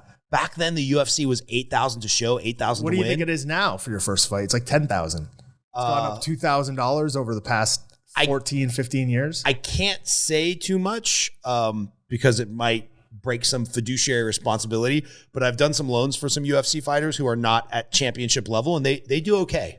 They do much better than that. Well, yeah, but not the entry level. Like the very entry level guys are like 10 and 10. Okay. Unless they're coming from, unless you're like Michael Venom Page or somebody coming. Yeah, Bo Nichols or something like that. Yeah, or coming from like, an outside organization or something like that. Or like you could be a big star back in your home country. Like Yuri Prohaska came in and, I'm sure he got a big deal right off the bat because how many other big dudes are there from Czechoslovakia killing dudes? You know what I mean? Yeah. If you're like the best fighter in Poland, you're probably going to get a big contract. I don't know. Poland's loaded. Really? Poland is. I was just making a joke. No, but Poland's one of the biggest MMA countries in the world. Shut the fuck up. I had no idea. They'll pack stadiums with like, I think they put 50,000 people in stadiums. Holy cow. I had no idea. I was just making a joke, but okay, cool. Poland guys. Shout out to the Polish fighters. All right. So you're now accomplished this massive dream of making it into the UFC. And if you win, you'll still be living below the poverty line. Sounds about right. If you fought twice a year and you won both of them, you make $32,000. You move up. So it's like 8 and 8 and then 10 and 10 and then 12 and 12. Oh, okay. You're still below the poverty line. Yeah. Awesome. Why do you decide to do this, man? Like, why? I don't understand the motivation. It's like well, you got to remember too, like I have a social science education degree, right? So when I was teaching high school, I was making like $40,000 a year. Yeah. So I can make the same way thing. safer though than getting punched in the face by Kyle Kingsbury. Not as much fun. And like, you probably do get laid about the same actually. Yeah. And that has to do with more social skills. So how long did you fight in the UFC, or how many fights did you have there? Because at the time you get enlisted or contracted or whatever the fuck you call it, you've got 7 or 8 fights maybe. Like how many years did you fight there? I'd have to do I'd have to go and look and see exactly, but I'm pretty sure it might be like today was the last UFC fight I had, like in 2016. Interesting. It's close to. So 8 or 9 years. Close to that. It was I was under contract from 2008 until 2018. Okay. My last fight was in 2016. I had 11 fights in that time, 6-5 record, 4 performance of the night bonuses. Let me keep going. So if you won, you were a wild man. Yeah, and I had some decision losses that like, I don't want to like go back and like bitch and complain, but there's like definitely 1 or 2 which, probably should have gone the other way. Yeah, and like during this, you only fought 11 times over 11 years or 10 years, 9 years, whatever it was. are you supplementing your income with sponsorships, or are you selling Vitamix blenders, or like what are you doing for money? Cutco knives. Yeah. Door to door. I had a gym at the time. The gym's still around. It's the Jungle Mixed Martial Arts in Orlando. Yeah. I almost went and trained there. I was in Orlando for a coaching event, and it was like a little too far away where I was like, fuck, I don't want to take an Uber 30 minutes over there for a kickboxing class. Yeah. But so you did own a gym, and you were making some money doing that. Yeah. Well, I wouldn't say that. You know what I mean? If I was making a bunch of money doing it, I would have stayed there. Right. Actually, my second UFC fight, I got really lucky in a way. And it was UFC 100, which like as a lifelong UFC fan to just end up on UFC 100, I was freaking out, right? Right. Like, this is like awesome. And is that the one Ortiz fought and it was like kind of a stinker? No. Okay. I mean, I'm thinking of the one right after 9/11 where it was like a total. Anyway, go on. That was UFC 100. Battle on the Boardwalk. There you go. Yeah. Where he fought Vladimir Matyushenko. It was right after like Zuffa purchased it, and they're like, we're making a big comeback, and then the show total stinker. Yeah. Okay. Never mind. So UFC 100, like. Yeah, I'm on UFC 100. I'm fighting CB Dalloway, who was supposed to be one of the big upcoming guys at 185. So they were, they were throwing me out there, expecting me to lose, and. He shoots in, he throws a punch, he shoots in, and I choked him unconscious in 50 seconds or something like that. And so they at the time, now they just do like performance bonus, but it used to be submission of the night, knockout of the night, fight of the night, right? And they would like divvy it up, like if there was one knockout of the night, you were going to get the knockout of the night bonus. So the first 3 fights on UFC 100. And they were giving out a $100,000 bonus. The first 3 fights all end by guillotine choke, right? So this guy, Shannon Gugerty, wins by guillotine choke. I win by guillotine choke. John Jones wins by guillotine choke. He's kind of good, I heard. And back then, yeah, he was still really good. I was in the locker room with him, and we're like, man, who's going to get this bonus? And I'm like, John, what are you going to do if you get that money? And he's like, man, I got kids. I'm going to like use it to put them through school. And he's like, what about you? And I'm like, man, I'm buying an Escalade with rims. And I'm like, I feel kind of bad about that answer after like, he was like giving me kind of like a sob story. Like, I got kids to put them through school. So they announced the winner, and it's me, right? So I went from making like $16,000 or $8,000 guaranteed or whatever it was to $116,000 check coming home with. You're like, I'm rich, bitch. Yeah. So that was like, obviously that was another big changing point in my life to get like a huge check like that. So that kind of helped me out as far as, not have live below the poverty line and fight. Yeah, that's good. The whole time. So you had told me a story about like you had won some money and you went kind of crazy. You went on like this Alaska fishing trip and some others. Is this experience? No. That was only a couple $1,000s. Oh, perfect. Yeah. I wouldn't call that going crazy. Like I said, I won 4 performance of the night bonuses. So I got a submit. That was a submission of the night. The next fight I had, I lost a split decision to Aaron Simpson, who was like a high level amateur wrestler, like one of the best guys in the country at one point. And I got fight of the night for that, which I think was $35,000. I got another, I guess what would have been knockout of the night. Yeah, I got a knockout of the night on my birthday one year. It's pretty awesome, right? Yeah, so I think it was $40,000 or $50,000 for that, and then another knockout of the night a few years later. And so. What is everybody at home thinking? Like what's the hometown hero? Like, holy shit, this little town of 10,000 people probably when you were living there. You said you were going to be a pro wrestler or a pro fighter when you were a kid, and like you actually did it. Yeah, I don't go back there. Do you have any friends from high school that are like, hey, I got too big, I'm out of there? Oh my God. No, actually, like my best friends from then are still, my best friends now. Like one of them lives here, kind of. He works for Major League Baseball team, so he's on the road a lot. And then, my other friends, like one of them's, high level cop some sort. I don't want to get into it. Does some SWAT stuff. I don't want to get into it too much. Actually. I get it. All right. So like, then what does the rest of the UFC career look like? At some point, didn't you get busted or something? Yeah, I was gonna get right to that actually. All right. So, and I don't know what you got busted for. I don't know if you beat somebody up or you got a DUI or drugs or what the fuck it was. In 2000, it would have been 2016, I think, maybe like the fall of 2016, I tested positive for ostarine. What the fuck is that? Which is a SARM, a selective androgen receptor module, which is like it would be like a low level steroid. Remember, like, you probably remember back in the day, GNC would sell some pretty shady shit. Oh yeah. Right. I mean, everybody on our wrestling team was on that. It was basically like legal methamphetamines. Fuck, I can't even remember what it was called. Stacker. Yeah, there was Stacker, and then there was something else. God, it was not fen, but it was like that, where it's like everybody on the wrestling team who was living on 400 calories a day and working out for 4 hours was on this something, something. I don't know what the fuck it was. So, all right. So you bought some shady shit? No, I have no clue. I 100%. I mean, I'll go to my fucking grave. I have no clue where it came from. And the amount was so small. It was 17 picograms of ostarine, which is like, they said like less than a grain of, sand in the beach. Like you took a couple bad pills somewhere in training camp. Drank the wrong thing at practice. Maybe it was at with the fucking smoothie places, Planet Smoothie. Yeah. You know what I mean? I'd go to one of those every once in a while.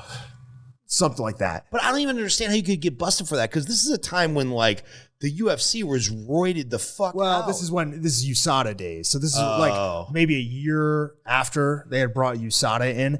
And so I got suspended 2 years, right? Like I went through the whole process. I went to Los Angeles to the testing place where they took my vial of urine, they put it into a machine, they grind it down into a pebble that's this big. It goes through some other process where they turn it back into a liquid and then test it and do all this stuff. And I went, like, they're like, we're going to test it. You have the option to go, right?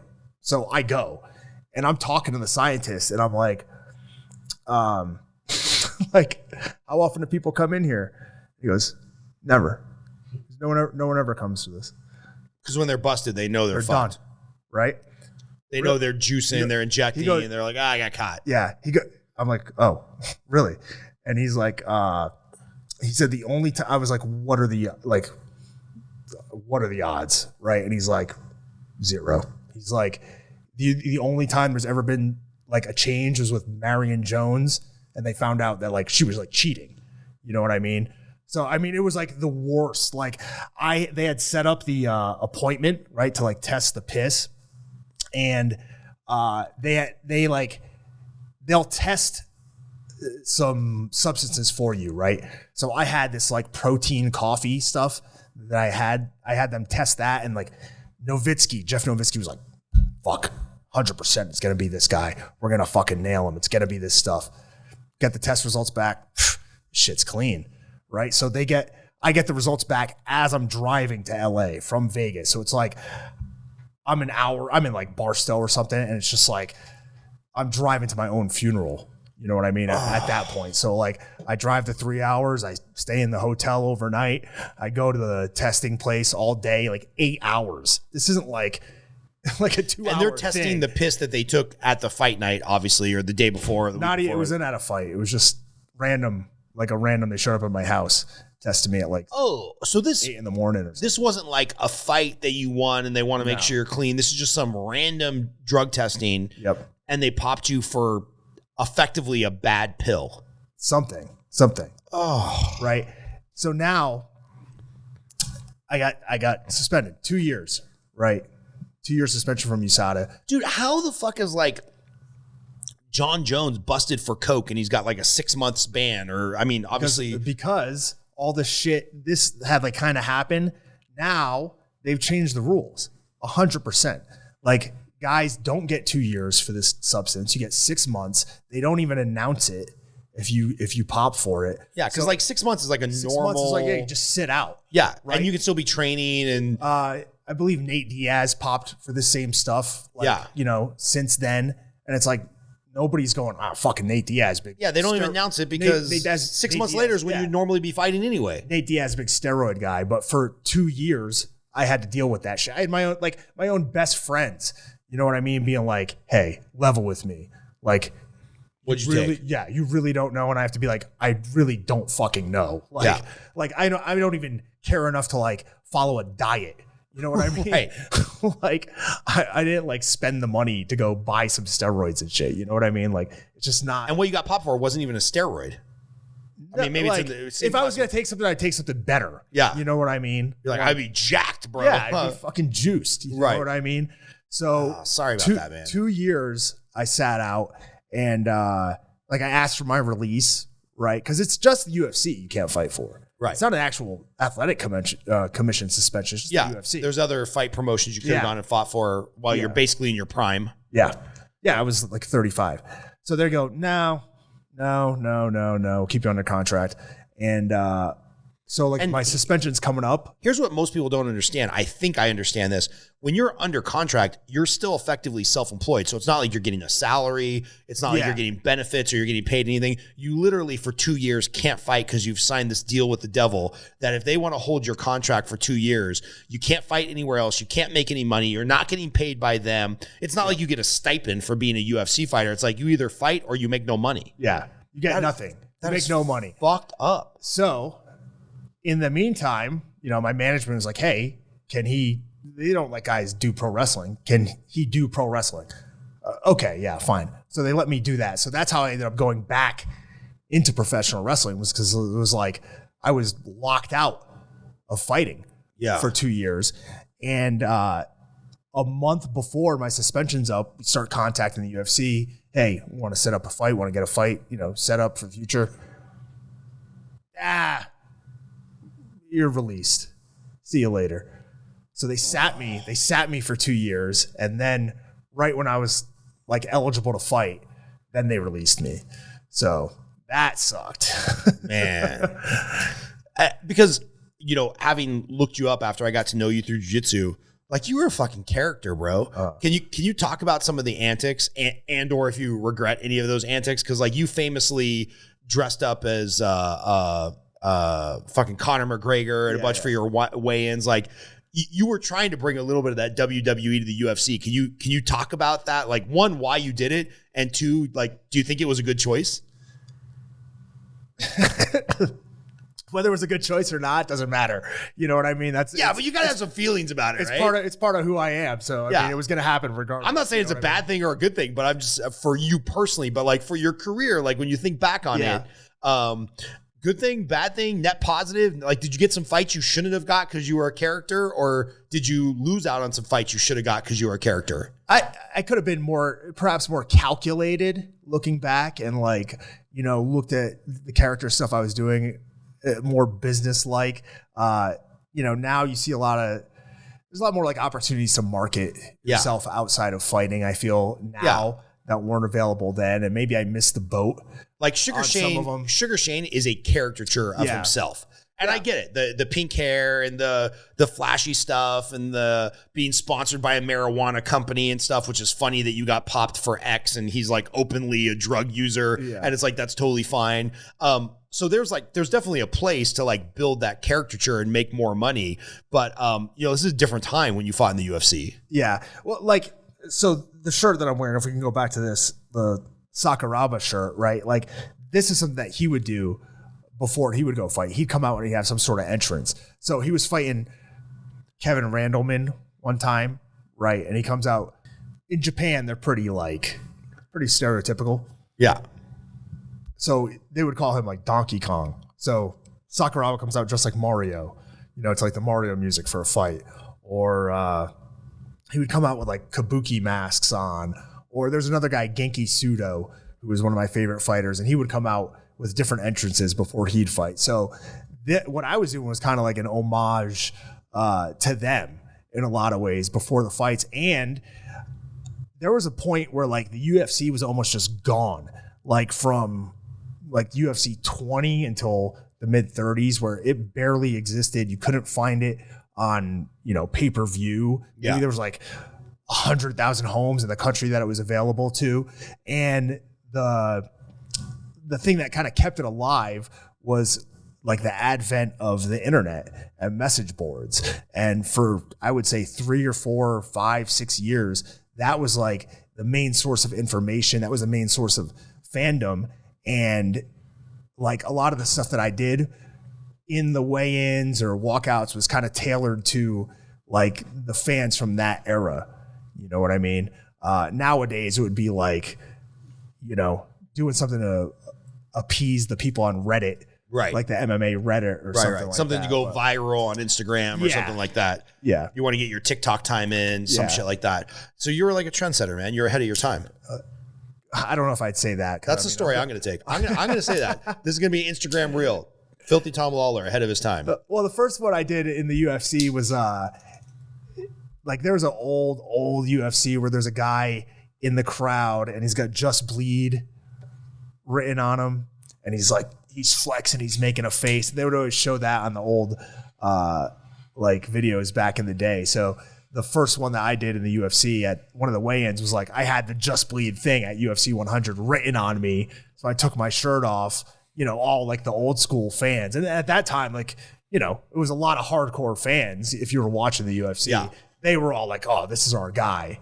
You know what I mean? So, who were the massive superstars in like the 8 or 9 years? Is this the like Matt Hughes era or like GSP, yeah. Matt Hughes, Lesnar, Mir, Nogueira, Randy Couture, Anderson Silva. Yeah.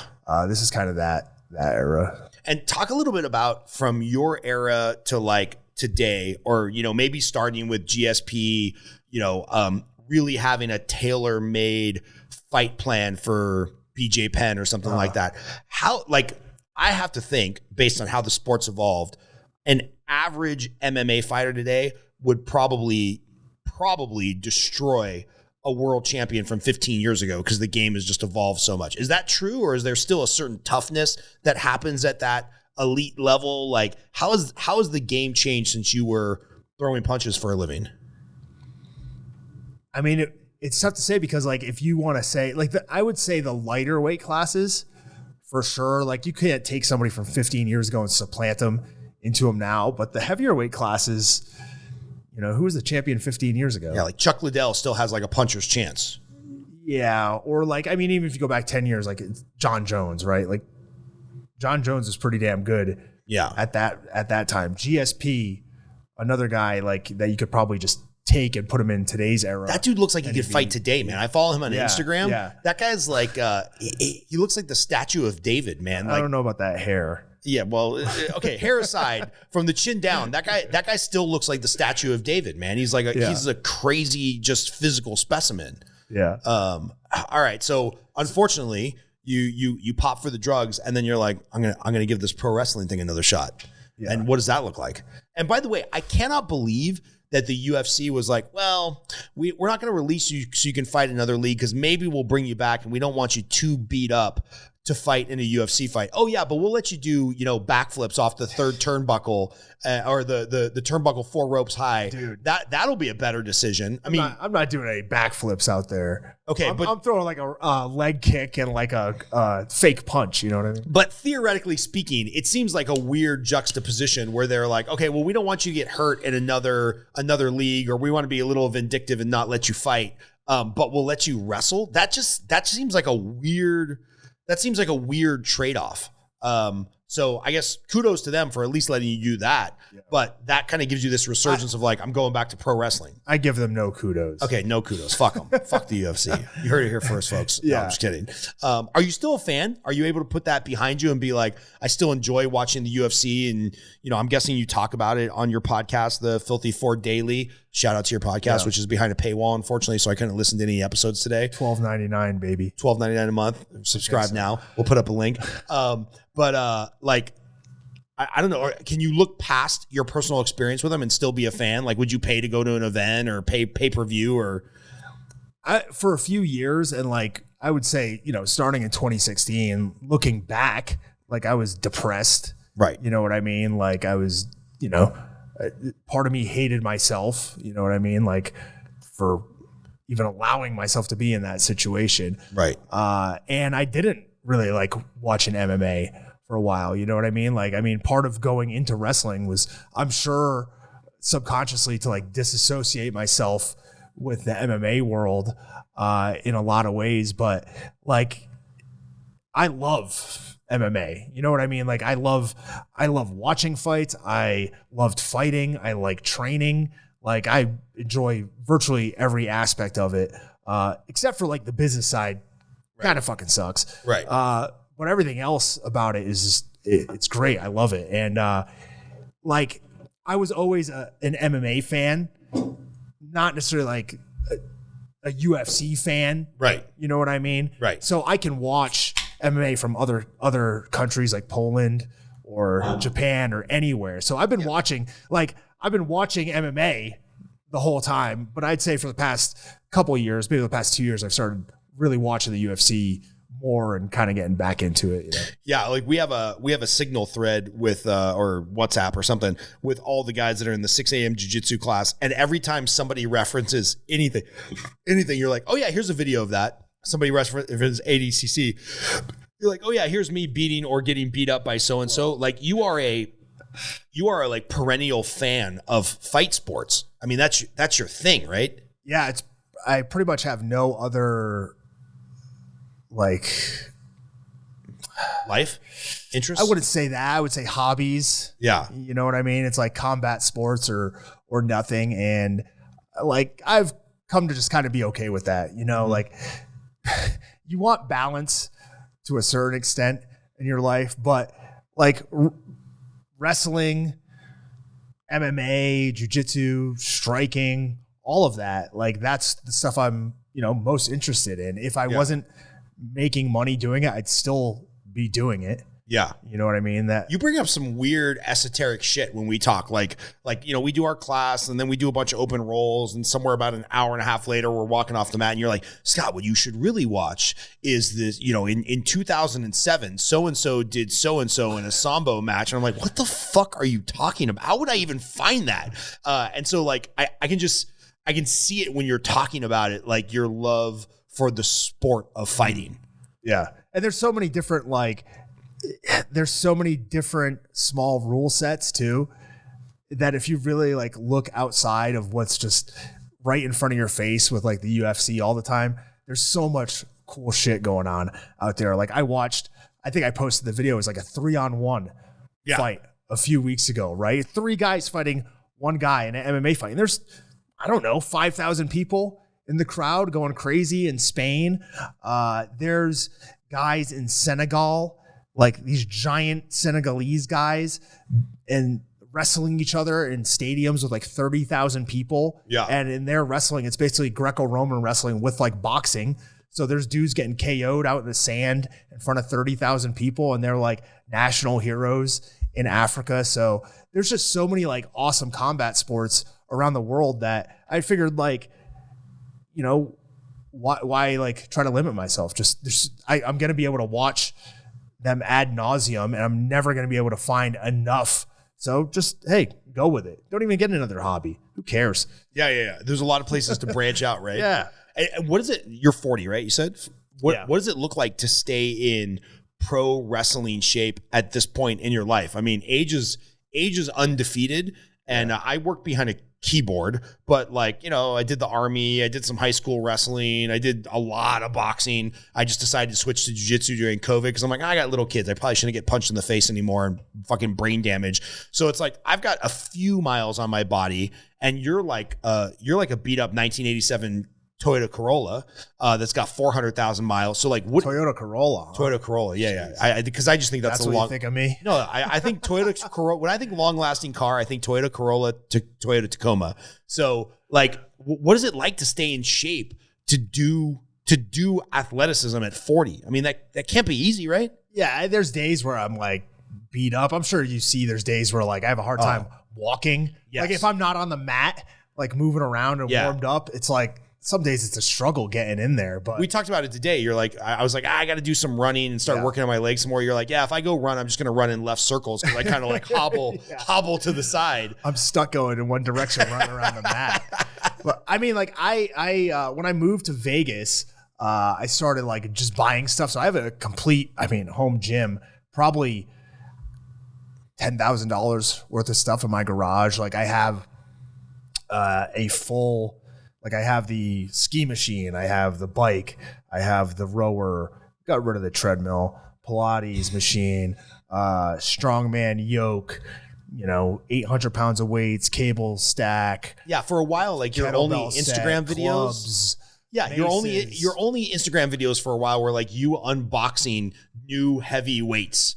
Yeah. And I was like, who is this fucking psycho? So what does your routine look like now? I mean, you're at jiu-jitsu almost every morning. Yeah. I don't know why. I guess you just really love hanging out with me.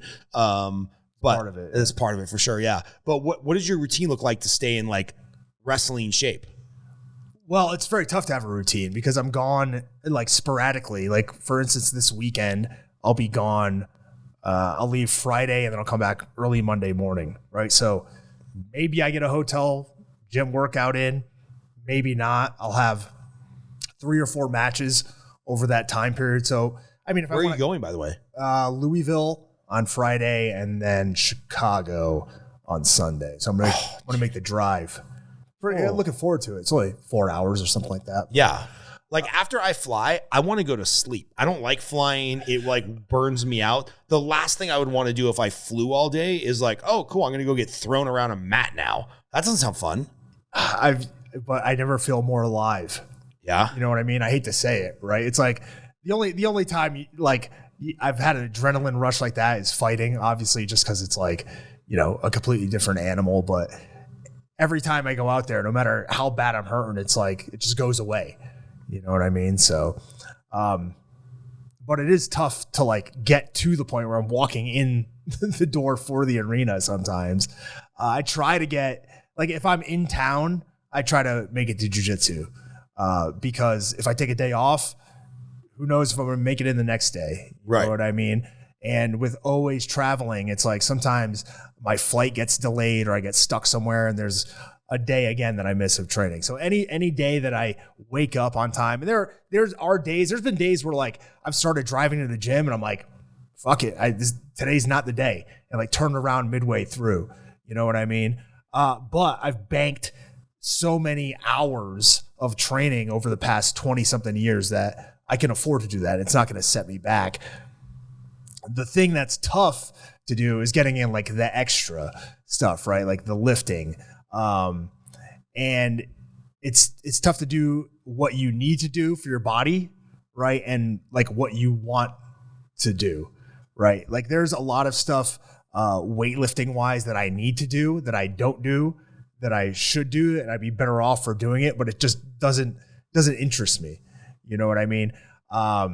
So I think like for somebody who wants to be involved in combat sports, you also have to find something outside of it to keep you healthy, because like I get beat up. You get stuck in certain positions. If you play half guard on one side compared to the other side, you know what I mean? You're going to develop imbalances. Yeah. And really the only way to kind of correct those is doing like weightlifting stuff and strengthening yourself through certain ranges of motion. So I try to get in at least like one upper body workout a week, one lower body focused workout a week.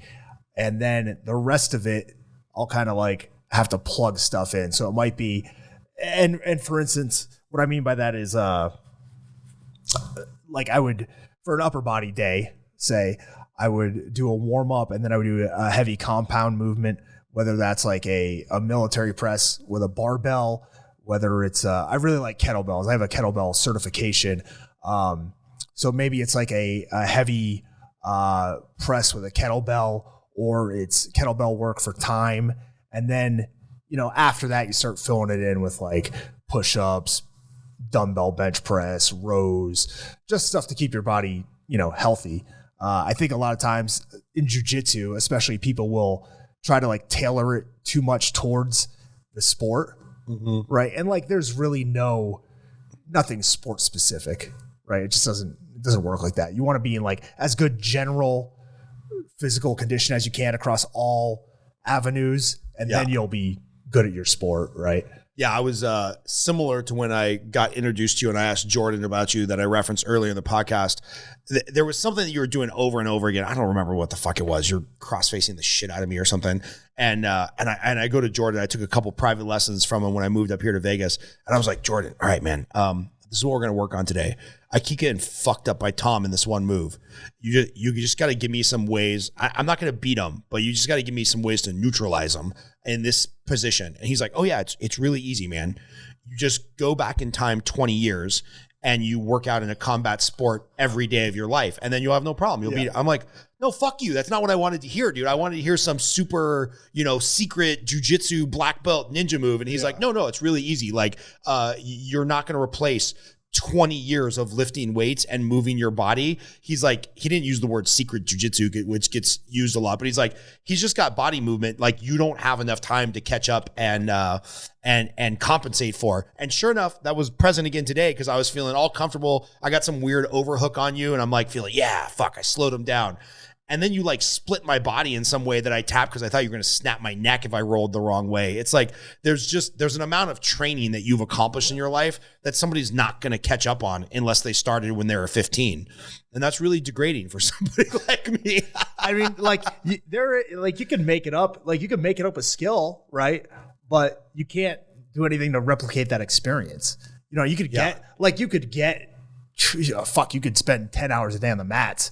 And maybe in a few years, you know what I mean? You'd probably eat up the same amount of time that I've spent, but yeah, maybe not. When did you get your black belt? Like, what did your jiu-jitsu training look like once you got serious about MMA? I trained without the gi for a long time. So I think I started wearing the gi in like 2010. Oh shit. Okay. And then I got my black belt May 6th.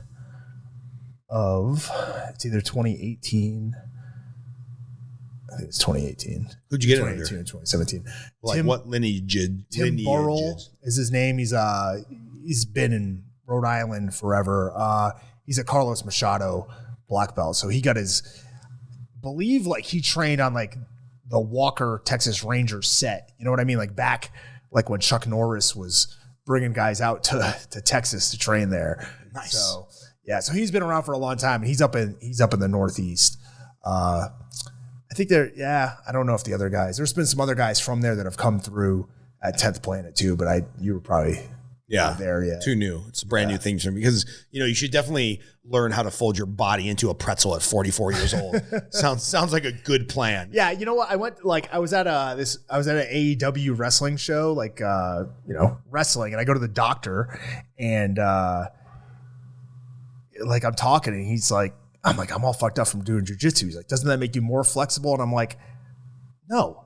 Like, what do you like? You're getting cranked. You're getting like folded up. Guys are like, crushing you. Like the gentle art is like the biggest bullshit, like farce going today. Like right. There's like, especially without the gi on, there's not a whole lot that's gentle and effective anymore. Especially 200 pounds plus. Like Mike, Dakota, even Dom, fucking white belt, who's almost 300 pounds. I'm terrified every time I roll with him because, like, if he lands on me wrong, there goes my wrist, there goes my elbow. It's like there's nothing gentle about getting smashed by 250-pound dudes. Yeah. But, I mean, realistically, like, if you find yourself in some sort of, like, street fight situation, like, it's not going to be gentle. You're not going to sit down and pull guard and, like, try to sweep the guy. You know what I mean? It's going to be rough. No matter how you look at it. Going back to your earlier comment about being like 4 and 15 in street fights, why are you getting in street fights, dude? I mean, I was an idiot. College. You know what I mean?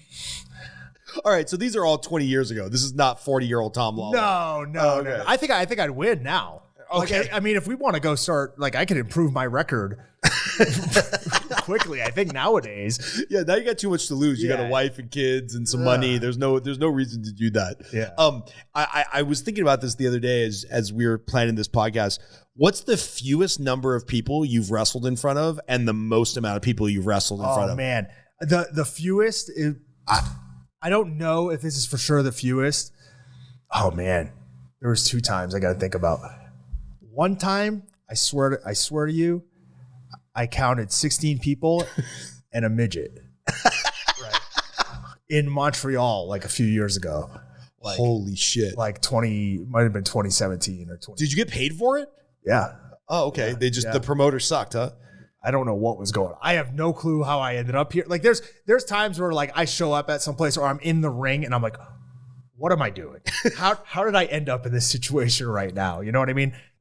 I wrestled Super Bowl weekend. I wrestled Ken Shamrock in a bar. And you would think. Wait, you wrestled Ken Shamrock in a bar? Yeah. Okay, all right. Sorry. No, new story. This is going to be the longest podcast ever, but how does this happen? He was, I don't know. I got contacted by some promoter. He's like, hey, I'm going to throw a show Super Bowl weekend. We're going to do it's a pro wrestling show with a bunch of people on it. Like guys that are in WWE now, guys. How long ago was this? 2018, 2019. Yeah, Ken Shamrock was a big deal in the UFC. Yeah. Like he's not, this is not 20 years ago when he's up and coming. No, this is, this is him. This is him. Yeah. The legend, Ken Shamrock. Hasn't wrestled in a few years. He's going to make a comeback. Well, his first match is going to be against me in some bar, like Super Bowl weekend in Atlanta. I show up, there's fucking 30 people there. And like 15 of them are like wrestlers, right? So like I wrestle, I'm standing there in the middle of this bar and Ken Shamrock's music's playing and he walks out, no shirt on, just fucking yoked, unbelievably yoked to the gills, his jeans on, screaming at me. And I'm just like, how the fuck did I end up here? What is going on in my life right now? And then we had the match. He dunks my head in a toilet, like a public toilet at the bar. I told him to. Fucking camera doesn't even get it. Like, it was just guy power bombed me and almost killed me on like the stage. It was, anyways. Holy shit! Terrible experience for me. Anyways. And what's the most people you've performed for? Outside the UFC, obviously. Yeah. Like UFC would have been the biggest. Probably. What do you think was at that show? 15,000? It's a lot of fucking people, dude. Yeah. And walking into like a 15,000 person arena or going back to your UFC days, how do you even have any energy by the time you get to the ring? Like I gotta imagine there's such an adrenaline dump of like these people cheering and like I can get on stage and give like a keynote to a couple thousand people and I really don't think twice. And people think that's crazy, but I can't imagine doing that for physical combat. Well, the UFC, it's like, I could go back and tell you now if we talk about the fights, what happened. But while it's happening, it's tunnel vision. You know what I mean? Everything's happening so fast. And really, that's the big difference between wrestling and MMA, if there like really is one, right? It's like in MMA, everything's going so fast and you want it to move fast. Like I want to be faster than you. I want to beat you to the punch. Whereas in wrestling, you want to slow everything down. So even going out to the cage, like for the fight, I'm looking around, but like I'm not paying attention to what's going on out there. Where it's the exact opposite in wrestling. You walk out and it's like you're doing stuff, but you're on autopilot and you need to be watching like what they're doing. Yeah, you need to react to the crowd. It's a performance art. Yeah. Whereas in the UFC, you're like, I need to kill this guy as quickly as possible. Yeah. Standout moments, and then we'll wrap this up. But like, you've done a lot, man. Like, I'm not joking about the like Dos Equis, most interesting man in the world. Like, fucking wrestling in Japan. There's a handful of Americans that can say they've done that, and that's also a few hundred. Okay, there's a few hundred out of 390. Maybe 1,000. I don't know. Maybe 1,000 people. Okay, but there's still a lot of shit I want to do though. I know, but what I mean? The Venn diagram of like wrestling in Japan and wrestling with Ken Shamrock and being on national television in Tough and fighting the UFC, like you're like 7 out of 380 million. Like what are some standout moments? Honestly, I think my most like cherished moment in the UFC, I had a fight in Sweden. And it was on the undercard. It was on it might have been on Facebook or like Fuel, if you remember Fuel. Yeah, TV. I remember Fuel. And I was coming off a loss, like a decision loss on pay-per-view. It was a boring fight. I should have won the decision. And like this was like UFC gave me a fight like like, if you lose this, you're gone. You know what I mean? And do they put it that way, or is it kind of just like known? I had a fight. They said the loser is gone against Patrick Cote. Okay. It was like we were both on. I think we had both lost 2 fights, and they were like, whoever wins this stays, basically. And whew, I won. Yeah. And this was another one of these where it's like, if you lose, you're done. And I'm doing the weight cut for this fight. It was against this guy, Michael Kuiper. It was at it's like a big like dome in Sweden. It's fucking sweet. It looks like Epcot, the Epcot Center. The Ericsson Globe is what it was. And I'm doing like my weight cut, and I mean, I'm 10 minutes into it, and I start barfing. So I have to go out of the sauna. My corner guys are with me, and I'm like, all right, listen, I'm going to go back in, right? Like, don't let me out. What's a weight cut look like when you're trying to make 185? Like, where do you walk around? Where are you at during camp? And like, what's the final cut? I'm like 205. You're walking around at 205. Yeah, I'm the same size. Size I am now. Okay. Is what I basically was when I was fighting at 185. Okay. And then I would lose 15 or 20 pounds the week. All right. So not insane. Like, no, you see some of these guys like Alex Pereira, who's walking around at like 220 and he's got to get to 185. That seems insurmountable. Yeah, I don't understand. Like, even for me, it was really tough. Like, I had a tough time. Like, if there was a 195 weight class, that would have been absolutely perfect for me, because like during this weight cut, I'm dying, right? Like, I go in the sauna and I come back out 2 minutes later and I'm passed out. And my corner had to like tell the UFC, like, hey, this guy, we don't know if he can fight tomorrow. I wake up and I'm like, okay. So I go cut the weight and I fight the next day. But like, in my mind, I was okay, but like, I'm pretty sure I was just destroyed. My body was wrecked.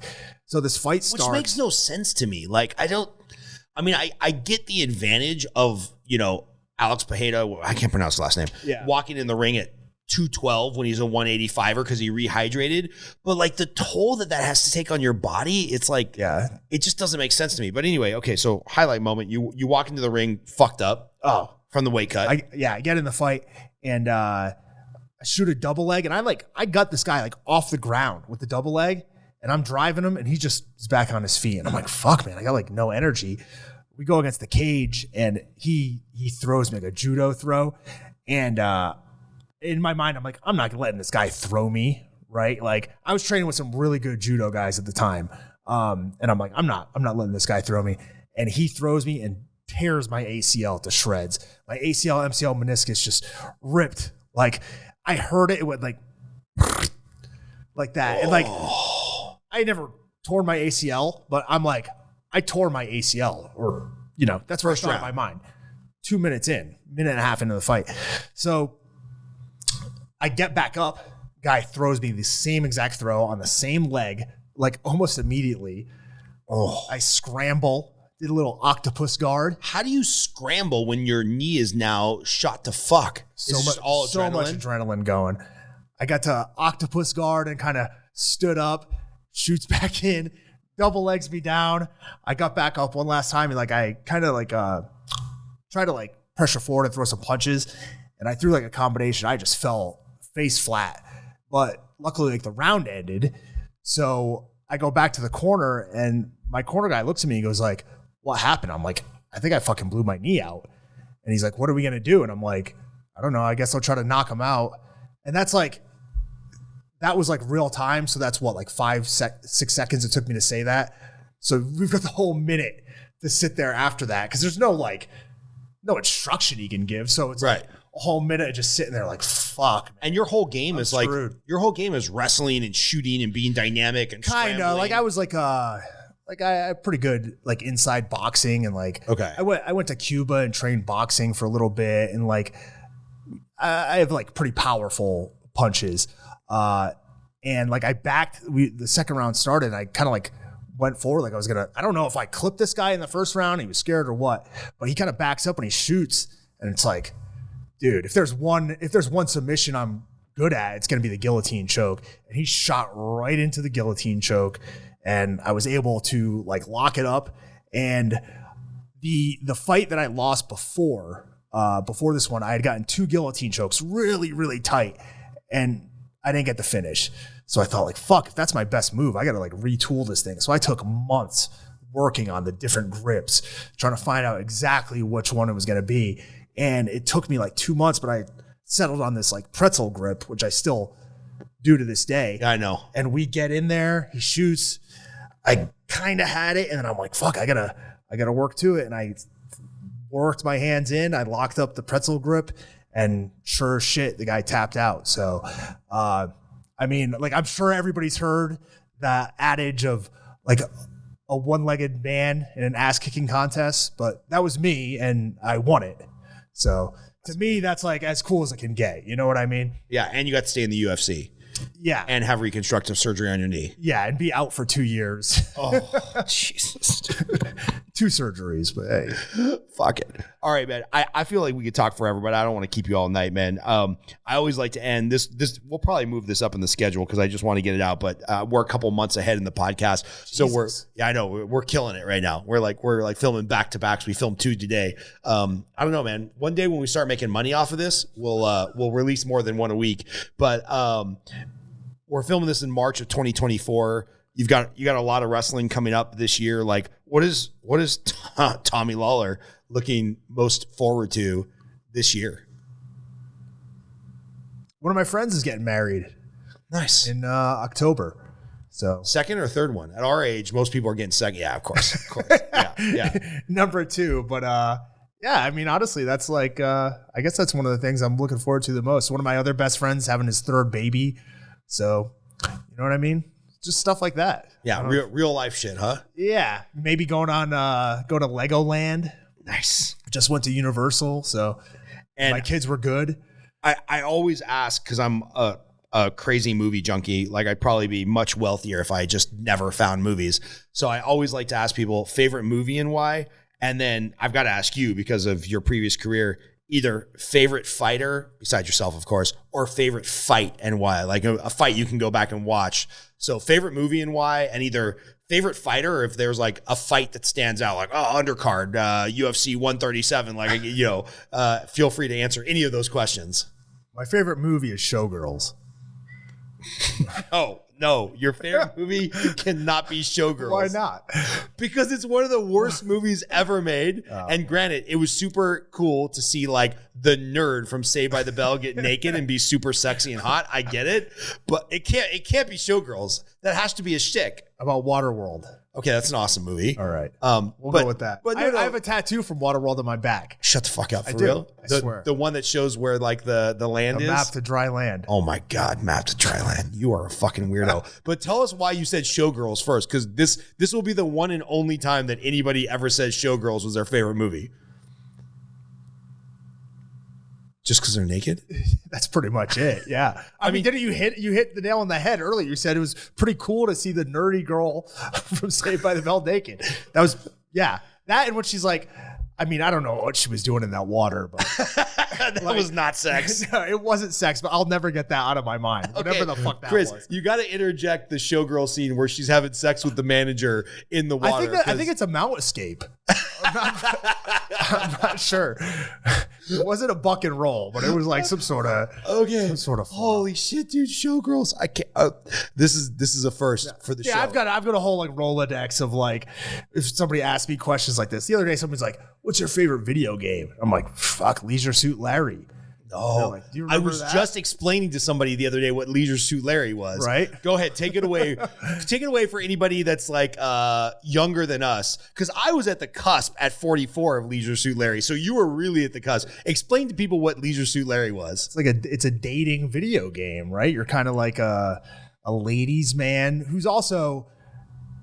I mean, what would he be? He's a used car salesman. He's a womanizer. Yeah, he's a shyster. Really, a shyster. That's a good way to put it. Yeah. He's got a hot tub. He's got the ladies. Yeah. Trying to get laid. But for people that don't know, this was like your choose your own adventure. Like, you meet a girl at a bar. Do you invite her back to her house, to your house right away, or do you buy her a drink? And then you would have to type in on the Commodore 128, I want to buy her a drink. And it's like, she says no. Do you insult her or do you compliment her and move on to the next girl? And it's like, this was the creepiest fucking game. Like, people are worried about video games today with the violence with kids. No, this was a creepy, womanizing, sexual harassment, like in a box.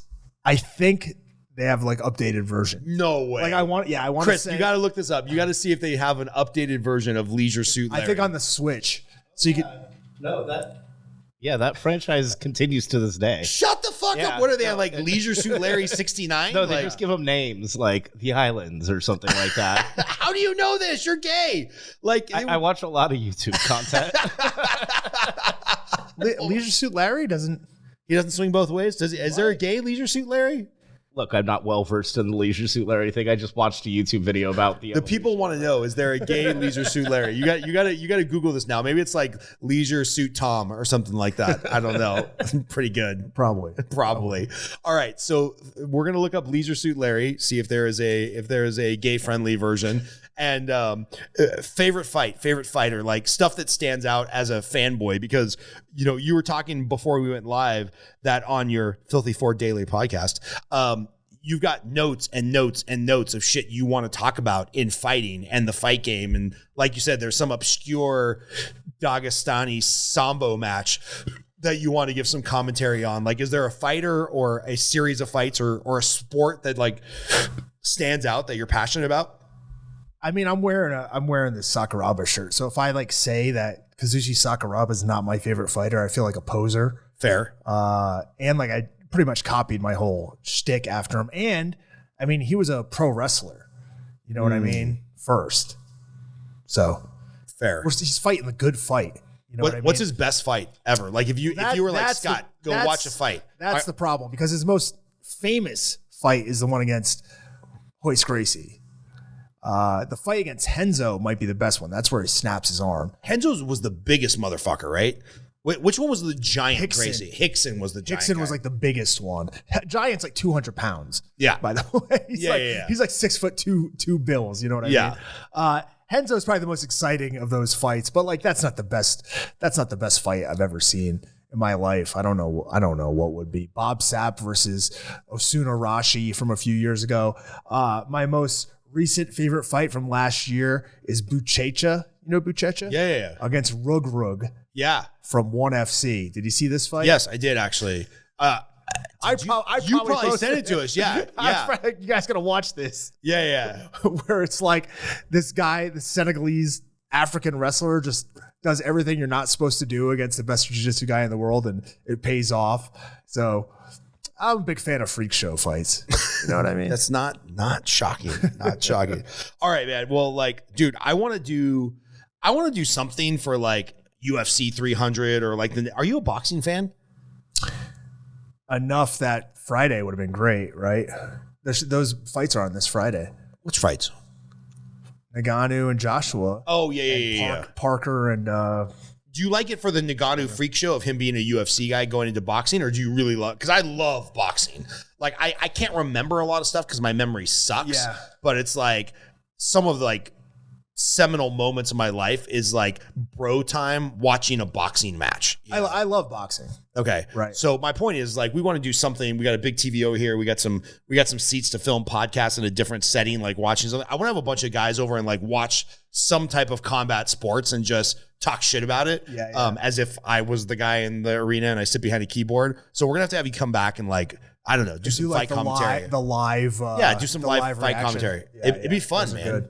You ever do any of those on your podcast, by the way, or is it all? There was like this great Fedor and Fabio Maldonado fight that like somehow was just on in the afternoon, like, you know, at 2 p.m. on the day we were filming the show. But how did Fedor never get into the UFC to like go against some of the best? Too much money. He was making too much money, or the UFC didn't want to pay him. He was making a lot of money, and like it maybe even not that, but like, you know, he's got some weird management.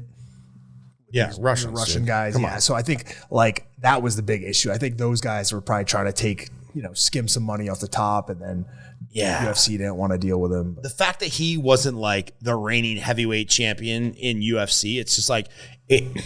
Well, that's a shame. You were talking about like the skill level, right? And it's like at most of the weight classes, the guys from back in the day wouldn't do well now. But like I think you could take prime Fedor, and put him now, because the heavyweight and 205 classes haven't the skill level hasn't like gone up exponentially like it has in the lower weight classes. They're not doing some weird Baron Bolo to leg lock. I mean, they're just still beating the shit out of each other, old school. The big dudes are still like doing big dude technique, or they're in another sport. Yeah. You know what I mean? That's just Who's the sweaty balls guy who just like stands? Derek Lewis. Yeah, Derek Lewis. Just like, you can't hold me down. I'm going to stand up. Your jiu-jitsu means nothing. Right. I'm going to roll you across my belly and then stand up and punch you. And there's 10 of those dudes at heavyweight. Yeah. You know what I mean? That are all kind of like interchangeable to a certain extent. You know what I mean? I think like if you took the like Fedor from back in the day, took him and put him in now, he'd still do fine. But yeah. All right.